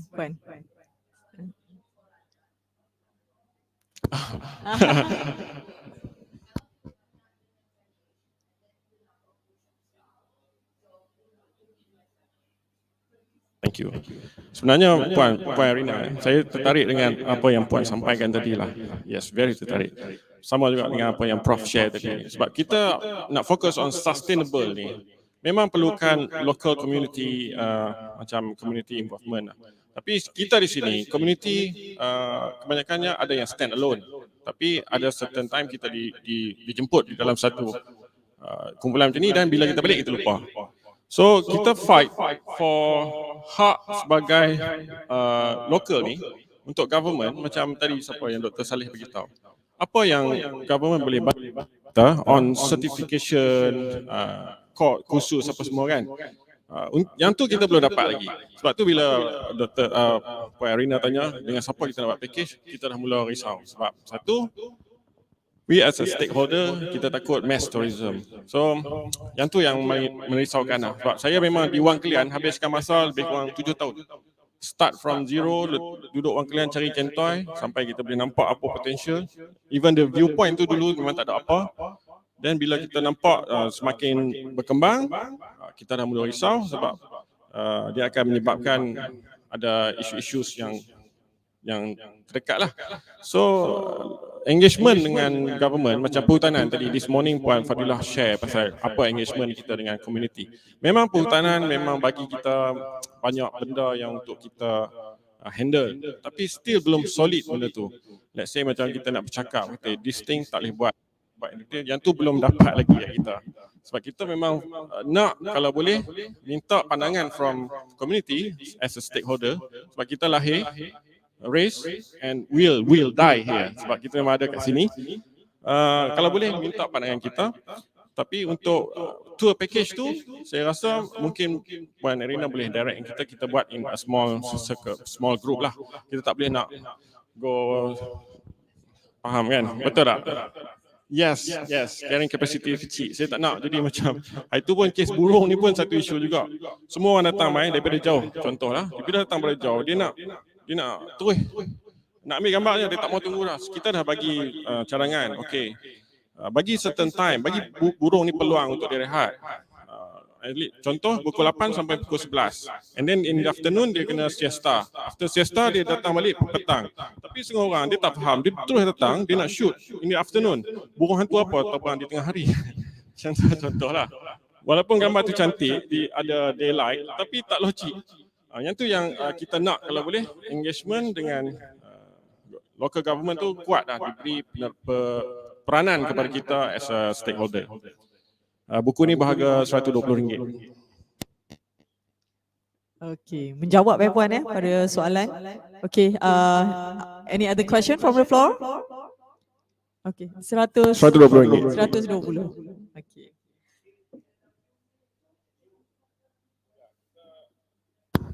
Kita started as a Facebook page. Kita promote, kita feed, and then kita tengok siapa yang nak tangkap benda tu.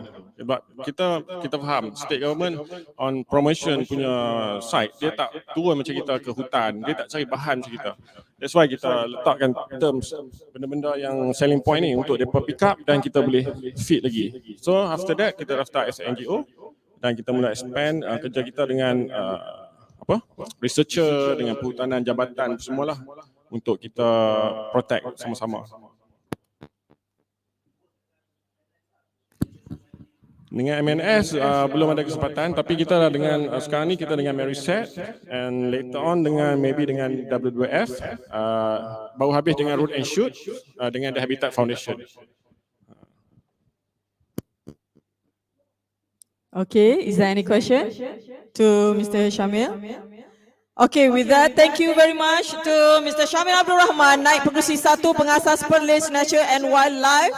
So, if you have any question, you can email to natureofperlis@gmail.com.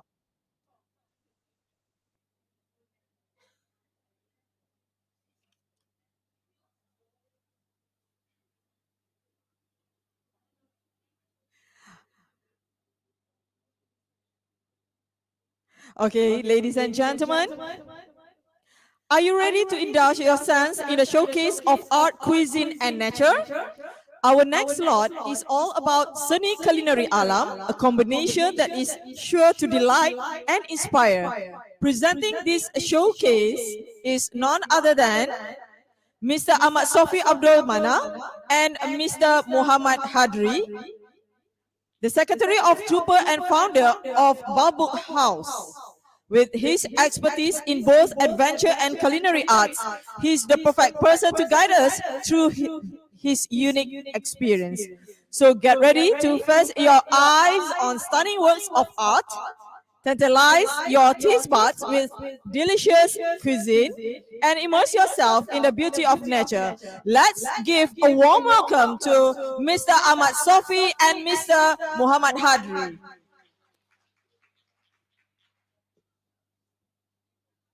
Okay, hi, Assalamualaikum. First, we want thanks for organizer to invite us for participate in the dialogue or showcase of forum. Okay, first when we talk about the sustainability or culture, we must know about the original part where we have. So for this evening, I want to talk in Malay. Okay, thank you. Boleh. Okay, first, pertama sekali, saya Ahmad Sofi bin Abdul Mana. Kawan saya atau sahabat saya, Adri. Dia is orang penting dalam agriculture di site Balbook House. Okay, Balbook House adalah sebuah art space, bukan cafe but culinary and arts event. Okay, next. Okay, this is about Balbook House. And then apa yang kita nak ceritakan, Balbook House bermula sekitar penghujung 2019. semasa pandemik. So kita bergerak bukan profit. We start non-profit because it's about our passion. 2013 saya pulang ke Perlis, di kampung halaman saya balik bukit. Sebab itu nama space kami Balbuk. Dan house itu kerana kami berada betul-betul di tengah bendang. Okey.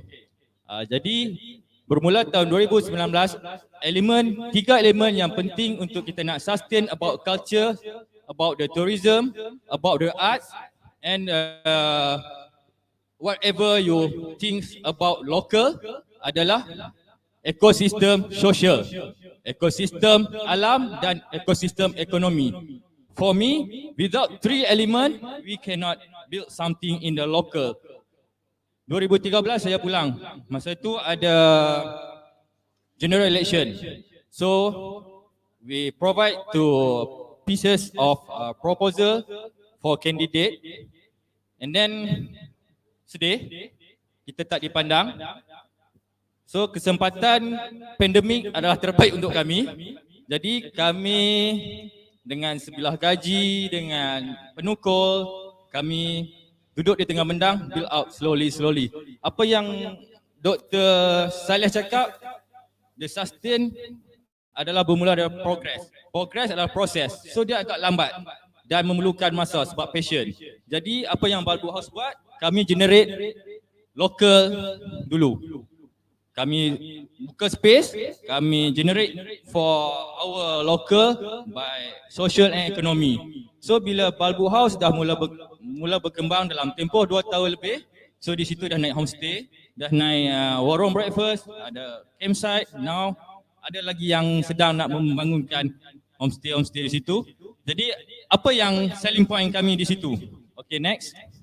Okay, macam kami cakap, vision dan mission kami adalah berkaitan dengan three element tadi. Okay, next. Ini proof yang kami cuba tunjukkan hasil nilai tambah dalam sesuatu produk. Kami terapkan elemen seni because saya based on fine art. Okay, jadi di tengah bendang kita provide library. So library ini adalah untuk kita share something dengan orang-orang yang hadir di situ. Ini my collection. So ada filosofi, ada literature, and then tahun lepas kita dijemput oleh sebuah stesen TV untuk diberi satu promosi dalam program The Hidden Gem. Okay, next. Boleh play video ni tak?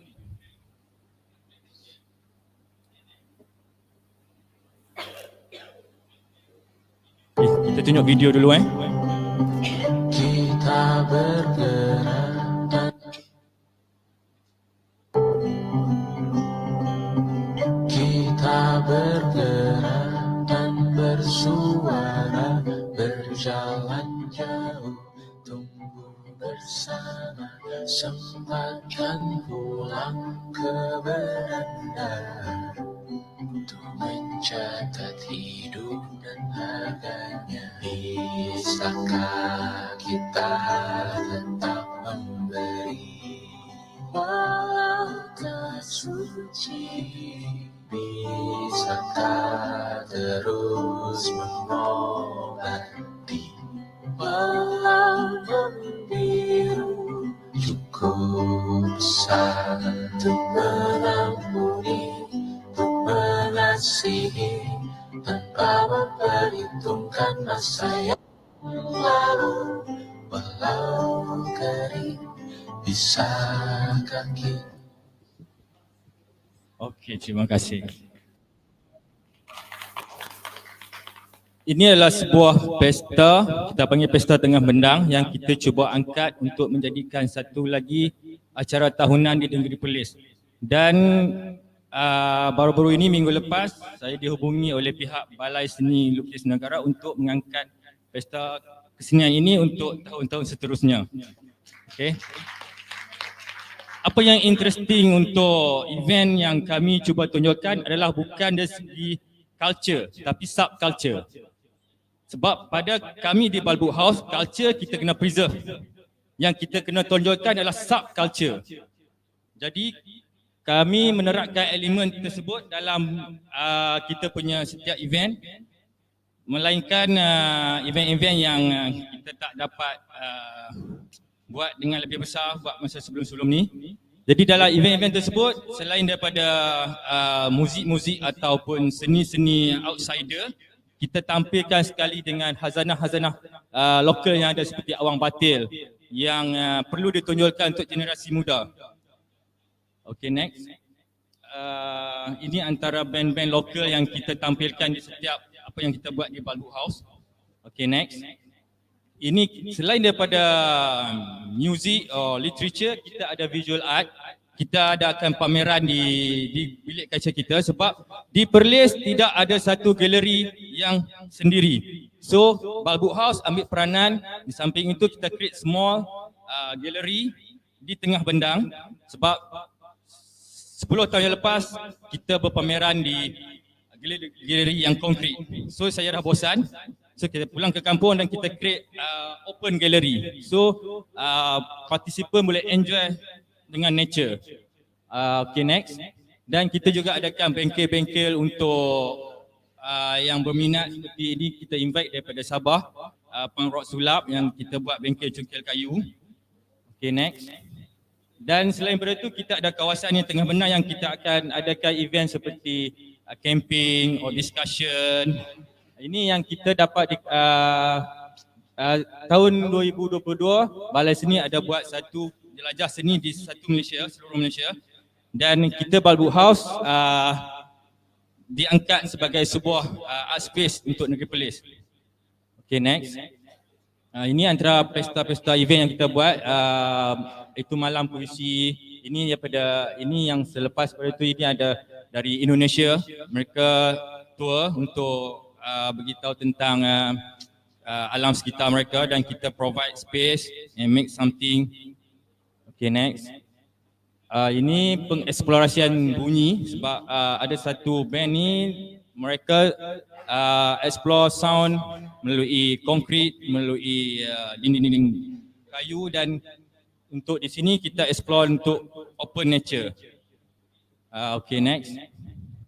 Selain daripada muzik dan literature, apa yang kita cakap tentang lokal yang culture yang kita perlu angkat untuk menjadikan satu nilai tambah dalam setiap produk adalah apa yang berada di lokasi ataupun kawasan tersebut. Seperti contoh, kami adalah kawasan yang industri padi dan untuk tahun-tahun selepas sesi tuaian penduduk kampung akan adakan satu pesta menimba. So kita expose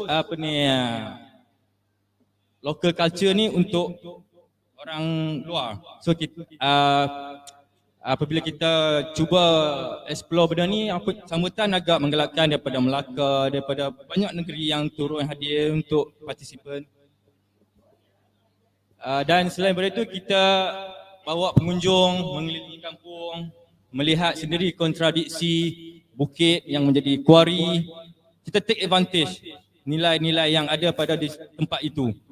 Dan selain daripada itu, kita make community project untuk gotong royong bersama-sama penduduk kampung. Okay, next. Selain daripada itu, kita juga terlibat dengan pendedahan daripada musician daripada luar, Indonesia, Singapura. So kita bawa ke situ di tengah bendang, di tengah kampung yang agak kontradiksi dan kita cuba explore benda-benda itu untuk tengok market. Dan alhamdulillah kita ada sambutan dari luar dan bulan 5 kita dijemput untuk collaborate untuk event National Marble Art yang Balbook House handle untuk part literature. Okay, next. Dan ini antara event yang kami adakan sepanjang 2023. Ada daripada Ratu Kebaya Jazz yang bersama Datuk Mozani, 3 jam main piano tengah bendang. Okay, next. Ini antara produk lokal yang kita support cungkil selepas kita wujudnya Balbu House, kita sharing part of yang kita panggil social economy. So kita ada homestay yang pakcik ini punya dah naik, kita ada warung breakfast, kita ada campsite. Okay, next. Dan selain daripada itu kita tackle dari segi architecture, local architecture. Kita tengok ada binaan-binaan di kampung-kampung masih ada binaan-binaan rumah lama yang kita boleh tonjolkan. Next. Dan selepas tu yang kita boleh tonjolkan untuk turis. Ini kita punya kita panggil kulinari yang kita expose sebab the most special untuk kami adalah seperti teh ini tanam sendiri, teh bunga telang. So kita ambil daripada garden kita serve secara fresh. Dan pisang telemek ini adalah satu pisang yang dessert daripada suku kaum Bugis. Make cross culture sebab Perlis sempadan dia Siam. Kita dah terbiasa dengan asimilasi makanan daripada Siam. So kita make something different. So kita perkenalkan sambal tomato atau sambal tomat, nasi kuning daripada Tawau, pisang telemek. Yang paling signature kita nasi ayam atau nasi lalap. Kita ambil 4 jam untuk mereneh, kita tak merebus, kita just mereneh. Okay, next. Ini dining experience, kita provide space di tengah bendang selain daripada event. So kita make reservation, so you all reserve and then we provide the space and kita ada masa untuk. Dan ini kita punya selain daripada kawasan untuk event, kita provide space untuk traveller, pit stop. Next. Dan yang antara yang paling menariknya adalah kita sendiri tanam. Beberapa produk kita tanam macam doktor cakap tadi, Dr. Seri cakap, sustainable is a progress and process. So kita sedang dalam proses. Setiap makanan yang kita cuba tu kita akan slowly untuk tanam dan kita provide. Dan ini adalah sebahagian projek komuniti kita dengan penduduk kampung, dengan pejabat pertanian. So planning kita dengan pertanian adalah make satu kawasan yang kita nak create padi lestari. So padi organik. So Balbu House beri space, beri workshop untuk penduduk kampung, untuk educate, untuk beri kefahaman yang sewajarnya.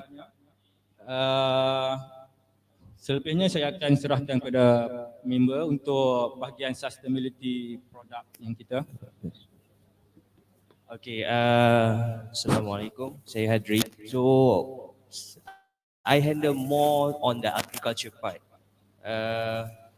Whereby I come from culinary punya graduate. I'm an ex-chef actually. So I quit from hotel line sebab start kerja dengan orang, pressure. So I want to have my own life, I want to have my own free time. And I involved dalam agriculture back in 2015-2016.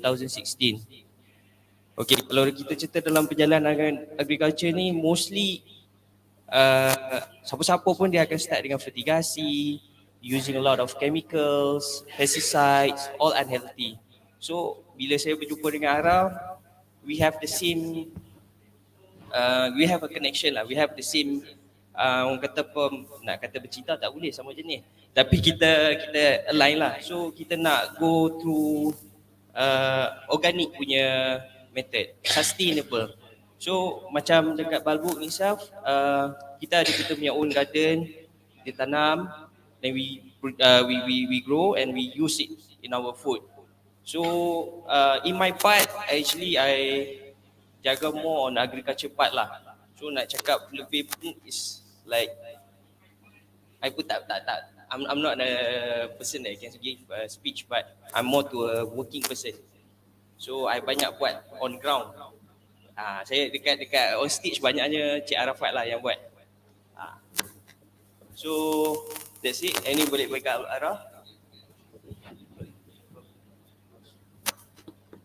Okay. sebentar tadi Hadri bercakap soal sustainable dari segi agriculture. Sebelum wujudnya balbuk, macam saya cakap tadi, benda yang penting adalah untuk kami elemen ekosistem alam, ekosistem sosial dan ekosistem ekonomi. Jadi sebelum we move to the illegal profit, so kita start dengan macam ni lah, kita start dengan kolektif. Kolektif kita di berbagai lingkungan seperti alam sekitar, sastra, seni, politik. So this is element dengan satu matlamat untuk mewujudkan satu nilai tambah dalam setiap produk yang kita ingin tampilkan. Base community first. Bila community tempat itu boleh faham apa yang kita cuba ingin wujudkan, sedikit sebanyak dia akan memberi satu persekitaran yang sihat untuk kita terus melangkau lebih jauh. Okey, inilah kami. Terima kasih. Thank you. Okay. Thank you so much. Okay, any question from floor? Can I have one or two questions for seni culinary alam?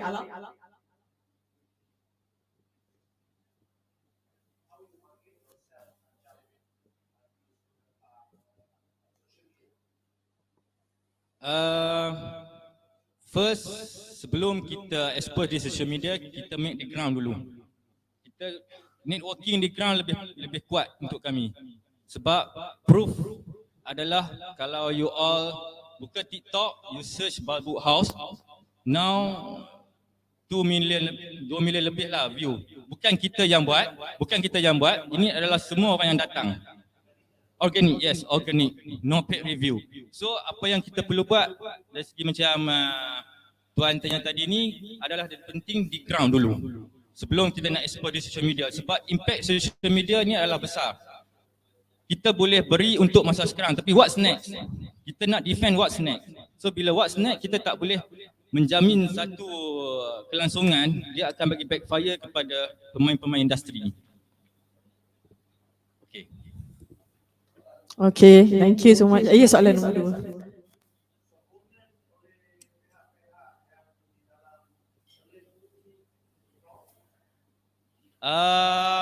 Sejujurnya saya agak setuju dengan Puan Roha, ada masalah-masalah lokal. Jadi macam kami cakap, 3 elemen tadilah yang akan membantu kami. Sebab kami tidak didokong oleh mana-mana agensi sebelum dan sedang proses berjalan. Sehinggalah kami prove something yang kita ada something di tengah bendang. Barulah ada agensi yang berkaitan untuk attach dengan kita. So kita tak ada masalah untuk itu. Sebab umur semakin meningkat, kita nak berlapang dada dalam banyak hal. Jadi kita raikan selagi kebaikan itu menyeluruh. Itu prinsip kami di Balbuk House. Okay. Ya.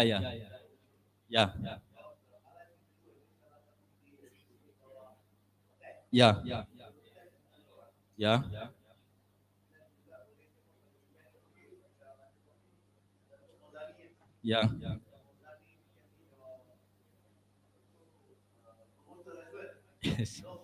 Yang PERLIS.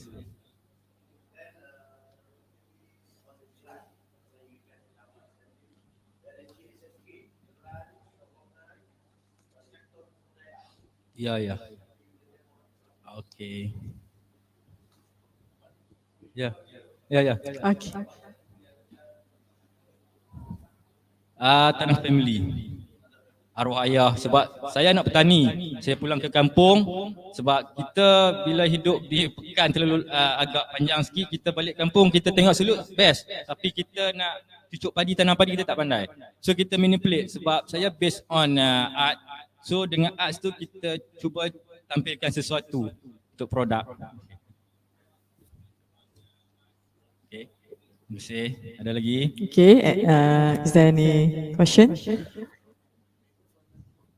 Tak ada ya? Okay, thank you very much to Mr. Ahmad Sofi and Mr. Muhammad Hadri from Seni Culinary Alam.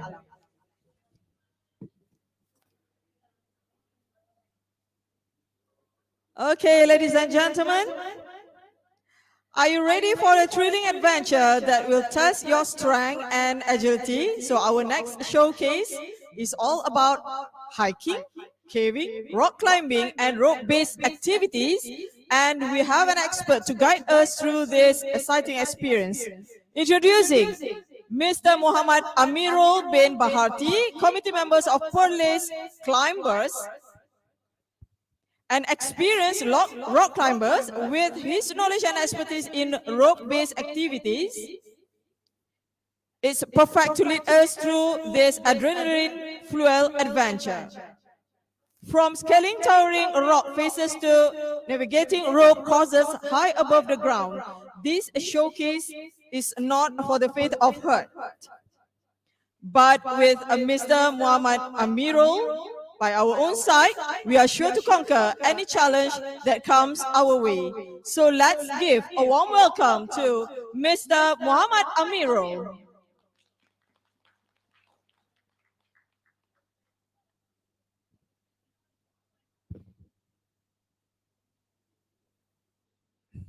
Assalamualaikum, selamat pagi. Ya, usually kita kat Perlis ni kalau pagi kita cergas sikit, nampak macam dah senyap je, masing-masing dah a bit boring kan. Okay, first of all, sorry I didn't manage to prepare the slide. It's just here I'm going to show you a few pictures. Kenapa Perlis sebelum ni digelar Indera Kayangan. Mungkin sekarang kita dah tak guna terms Perlis Indera Kayangan. But our duty is to show people apa itu Perlis sebenarnya. Apa itu limestone yang ada di negeri ni. Second, thank you for coming to Perlis. Kita berbesar hati apabila ramai datang dan untuk tengoklah Perlis ni macam mana. Okay, this is one of the picture from Bukit Keteri. Kalau kita nampak kat sini, kita baru keluar gua dan gua ni setinggi 80 meter paras laut. Di Perlis terdapat 1000 gua. Mungkin 500, mungkin 1000. Tapi ada beberapa gua yang boleh dicapai dengan jalan kaki. Ada banyak yang boleh dicapai dengan mendaki. Dan ada juga cave yang kita perlu dive. There's a lot of cave.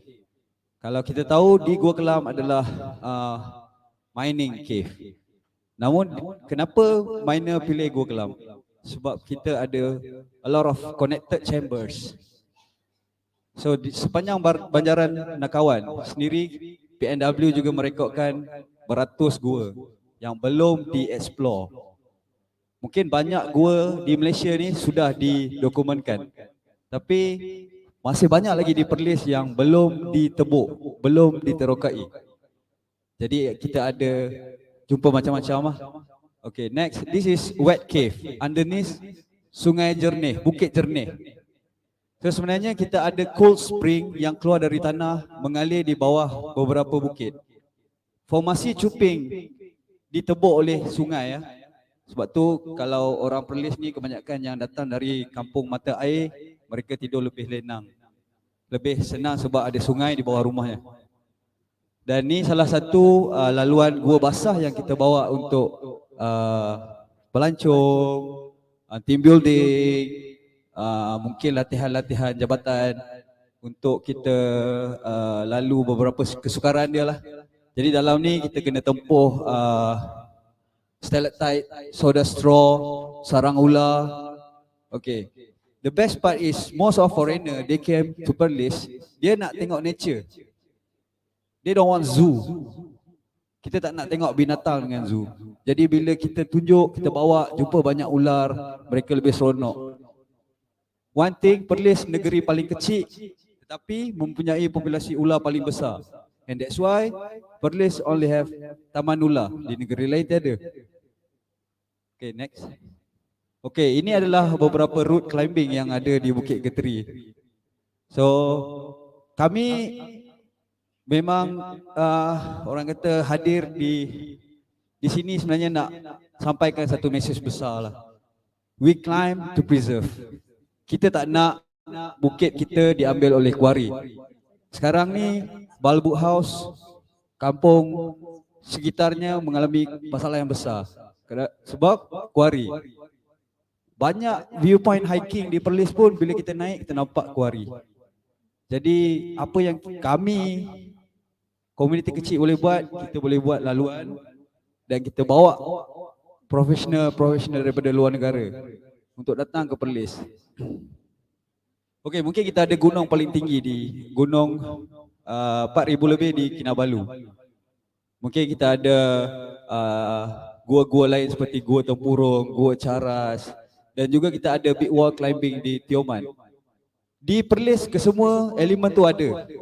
Kita ada route yang paling senang di dunia dan paling susah di Malaysia. Kebanyakan climber, diorang datang, diorang nak test yang paling susah. Jadi kita dah berjaya meletakkan Perlis dalam map climbing dunia. Okey, ini belly button window. Route ni dah termasuk dalam 100 route terbaik di dunia. Jadi profesional akan datang dan singgah untuk try route ni. Kira dalam dunia ni mungkin ada 100 orang je yang boleh habis. Sebab dia punya difficulty dia terlalu tinggi, sama seiring macam mana di China, di Thailand dan juga di Amerika Syarikat. Okey, ini sedikit gambar daripada Gua Kelam 2 punya tour. Kita boleh tengok yang uniknya tentang Gua Kelam 2 ni, kita tak perlu bina museum. Kita dah ada natural museum. You just have to walk in and experience apa yang ada yang ditinggalkan oleh mining culture. Okay, ini satu lagi route we call Mata Timur.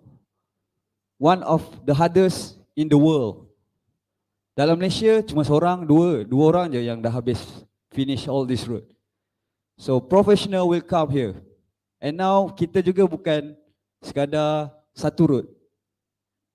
Kita tengah bangunkan semua tempat yang terbiar. Contohnya bukit-bukit yang easy access tapi tak ada orang pergi. Jadi kita buka route-route yang macam ni supaya profesional boleh datang ke Perlis. Okey, yang ini tour Gua Wang Burma. Kita boleh tengok geologi Wang Burma itu sendirilah. Oh ya, ini. Ini adalah abseiling daripada salah satu gua di Bukit Keteri. Yang mana kita juga di Bukit Keteri kita bukan sahaja bawa profesional. Tapi kita cuba jadikan Bukit Keteri Perlis ni sebagai salah satu climbing school. Sebelum ni di Nepal baru dapat Nepal Mountain University. Sebelum Nepal cuma di Perancis. Jadi kenapa kami di sini kita tak boleh? Sebab kita dah ada structure. We don't need to build any building for the school. We already have the limestone. Okay, ini adalah satu gambar yang saya ambil 15 Januari 2023.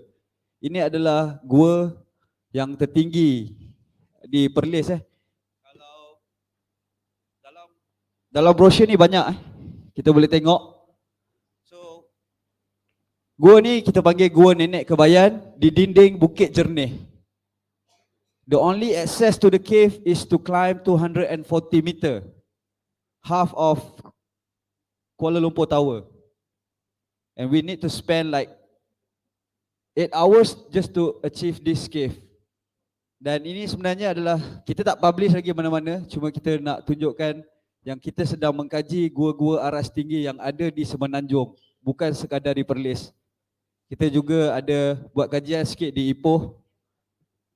Okey, ini kita cuba mendidik climbing sebagai satu skill utama. Tak kira umur. This is breaking record. Kita bawa 2 tahun untuk naik ke gua atas lah. So parent dia sendiri yang nak, kita sediakan equipment, kita lakukan sedikit latihan, kemudian kita bawa naik lah. Okay, ini adalah view dari atas Bukit Cabang.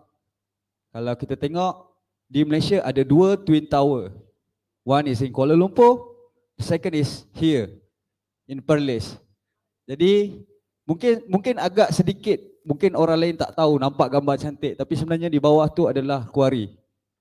So kebanyakan gambar saya kita cuba tonjolkan cantik, tapi masalah dia ada kuari. Jadi saya harap bolehlah kita sama-sama sampaikan ke banyak lagi pihak. Our message is to save our limestone mostly. Okay, next. Habis. Okay. So once again, thanks for coming to PERLIS. Kita sebenarnya banyak lagi gambar kalau kita nak tunjuk. Okay. Yeah. Thank you. Alright, question. Yeah, Puan.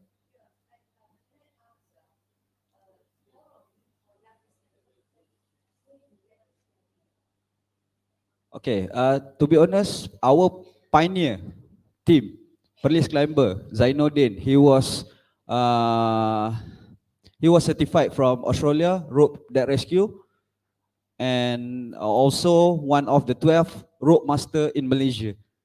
So dia jadi jurulatih dalam Akademi Bomber, dia mengajar Jepam, dan ada juga beberapa kita punya ahli persatuan yang pernah mengajar unit-unit khas bagi tali tinggi.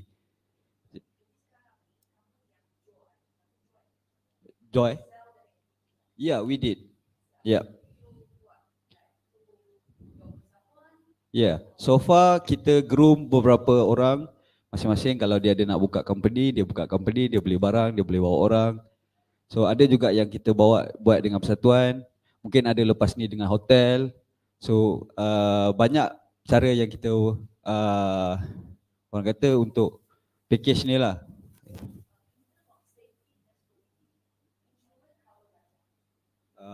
Selalunya memang kita akan apply insurans untuk aktiviti lah, depends on your request. Tapi selama ni memang kita buat sebab kita dah ada kita punya insurans. Jadi tak semua orang boleh guide.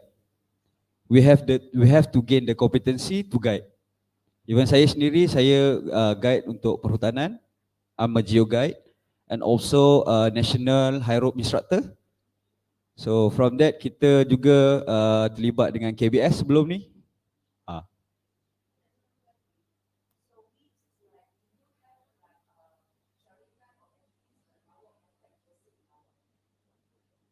So far memang kita buat sendiri. Our association sebenarnya kita bukan nak duit, kita bukan buat package sangat. So tapi kita mendapat certification apabila kita panjat dengan beberapa pencarah daripada luar, daripada mountain university luar, daripada brand-brand climbing yang dah memang dia certified, dan kita buat cross culture. Mungkin orang kata kita tak ada siapa certified, but out there in Europe, a few gyms, a few climbing school dah recognize kita. Even with elite expert in Everest, also kita ada penglibatan bersama-sama dengan Sherpa family. Yeah.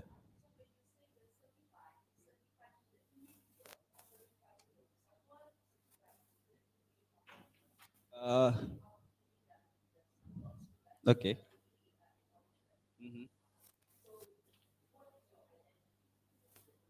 Identity. I mean macam identity yang okay. Okay.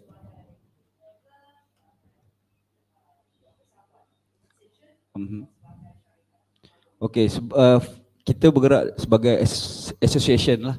So dalam association kita juga endorsed by National Mountaineering Federation, and also kita punya instructor memang dia certified as instructor. So jadi kita boleh buat courses under National High Rope punya syllabus, memang kita pun boleh mengajar. Yeah.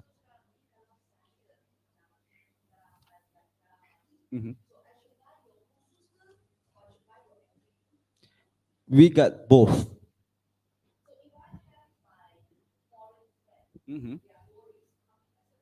Okay. Yep. Okay. Actually, most of the route, most of this trail are not just clean by us.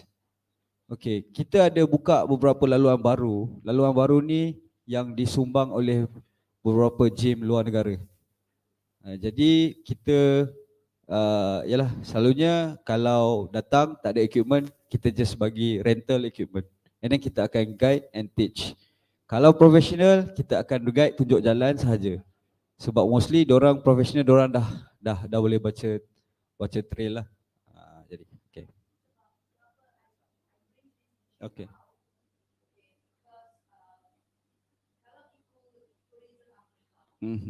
Faham. Ya, ya.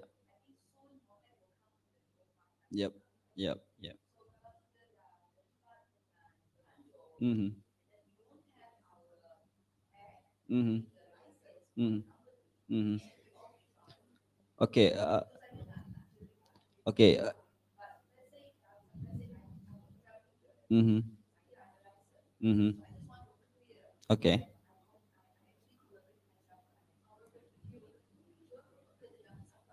Okay. Okay. Okay. To be honest, in our association kita ada gabungan beberapa guide lah. Kita ada yang dah nature badge, green badge, blue badge.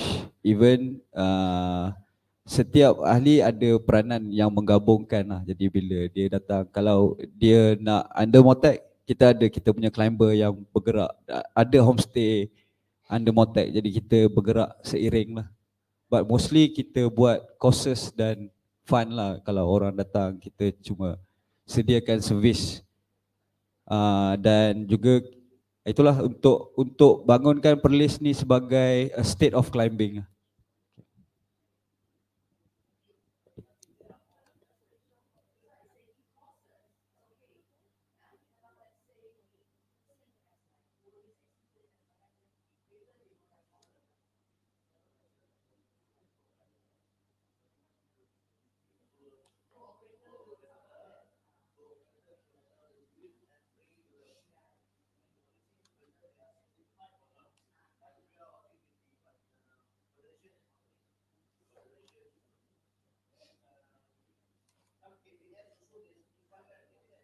Saya salah seorang jurulatih rekreasi luar KBS. So to be our guide is not just you climbing 1 month you boleh jadi guide. No, it's about nak jaga keselamatan. To be honest, in the world, yang mati rock climbing only 1%. So we want to keep that. Also kita kat sini kita mengambil berat tentang keselamatan gua dan aktiviti mountaineering. Walaupun kita jarang hiking, tapi setiap hiking trail kita akan akses dan bekerjasama dengan Jabatan Kerajaan untuk letakkan taraf kesukaran dia. Kalau kesukaran dia taraf 3, dia perlu peralatan sebegini. Kalau pendakian tu taraf 1, cuma boleh guide dan jalan. Jadi kita cuba meletakkan polisi keselamatan sebenarnya dalam negeri PERLIS untuk aktiviti-aktiviti ni, termasuk gua. Oh ya, understand. Okay, ya.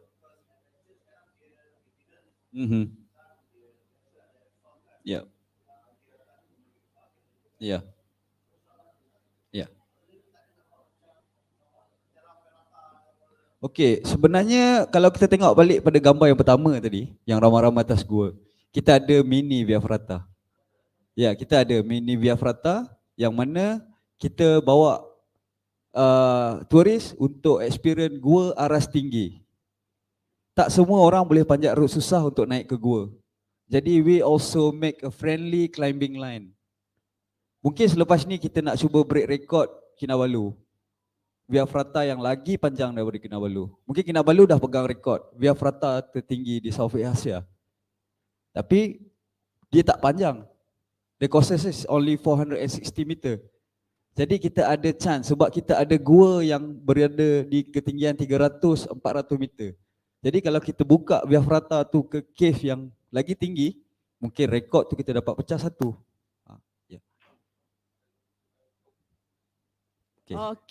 Okay, so with that, thank you very much to Mr. Muhammad Amirul from PERLIS Climbers. Okay, so there you have it. 3 amazing attractions that showcase the best of what PERLIS has to offer.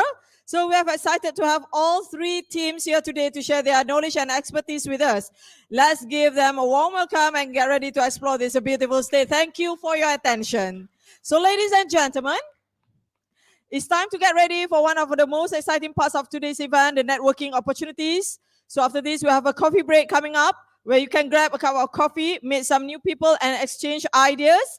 And later on in the evening, we'll be gathering for a networking dinner at Dia Restaurant Ikan Bakar Kuala Perlis. Restaurant Dia Ikan Bakar Kuala Perlis, okay, where you can continue the conversations over a delicious meal. So I hope you all take advantage of these opportunities to connect with your peers and expand your professional network. Let's make the most of this event and forge some lasting connection. Let's give ourselves a big round of applause for participating in this Patah Malaysia chapter Interstate Networking Forum 2023 with collaborations with Yayasan Tunku Fauzia SERI 23. So let's start with EXCO members. Okay, let's start with EXCO members and also organizing committee, Mr. Salo, and the organizing committee of this event. On the stage, please.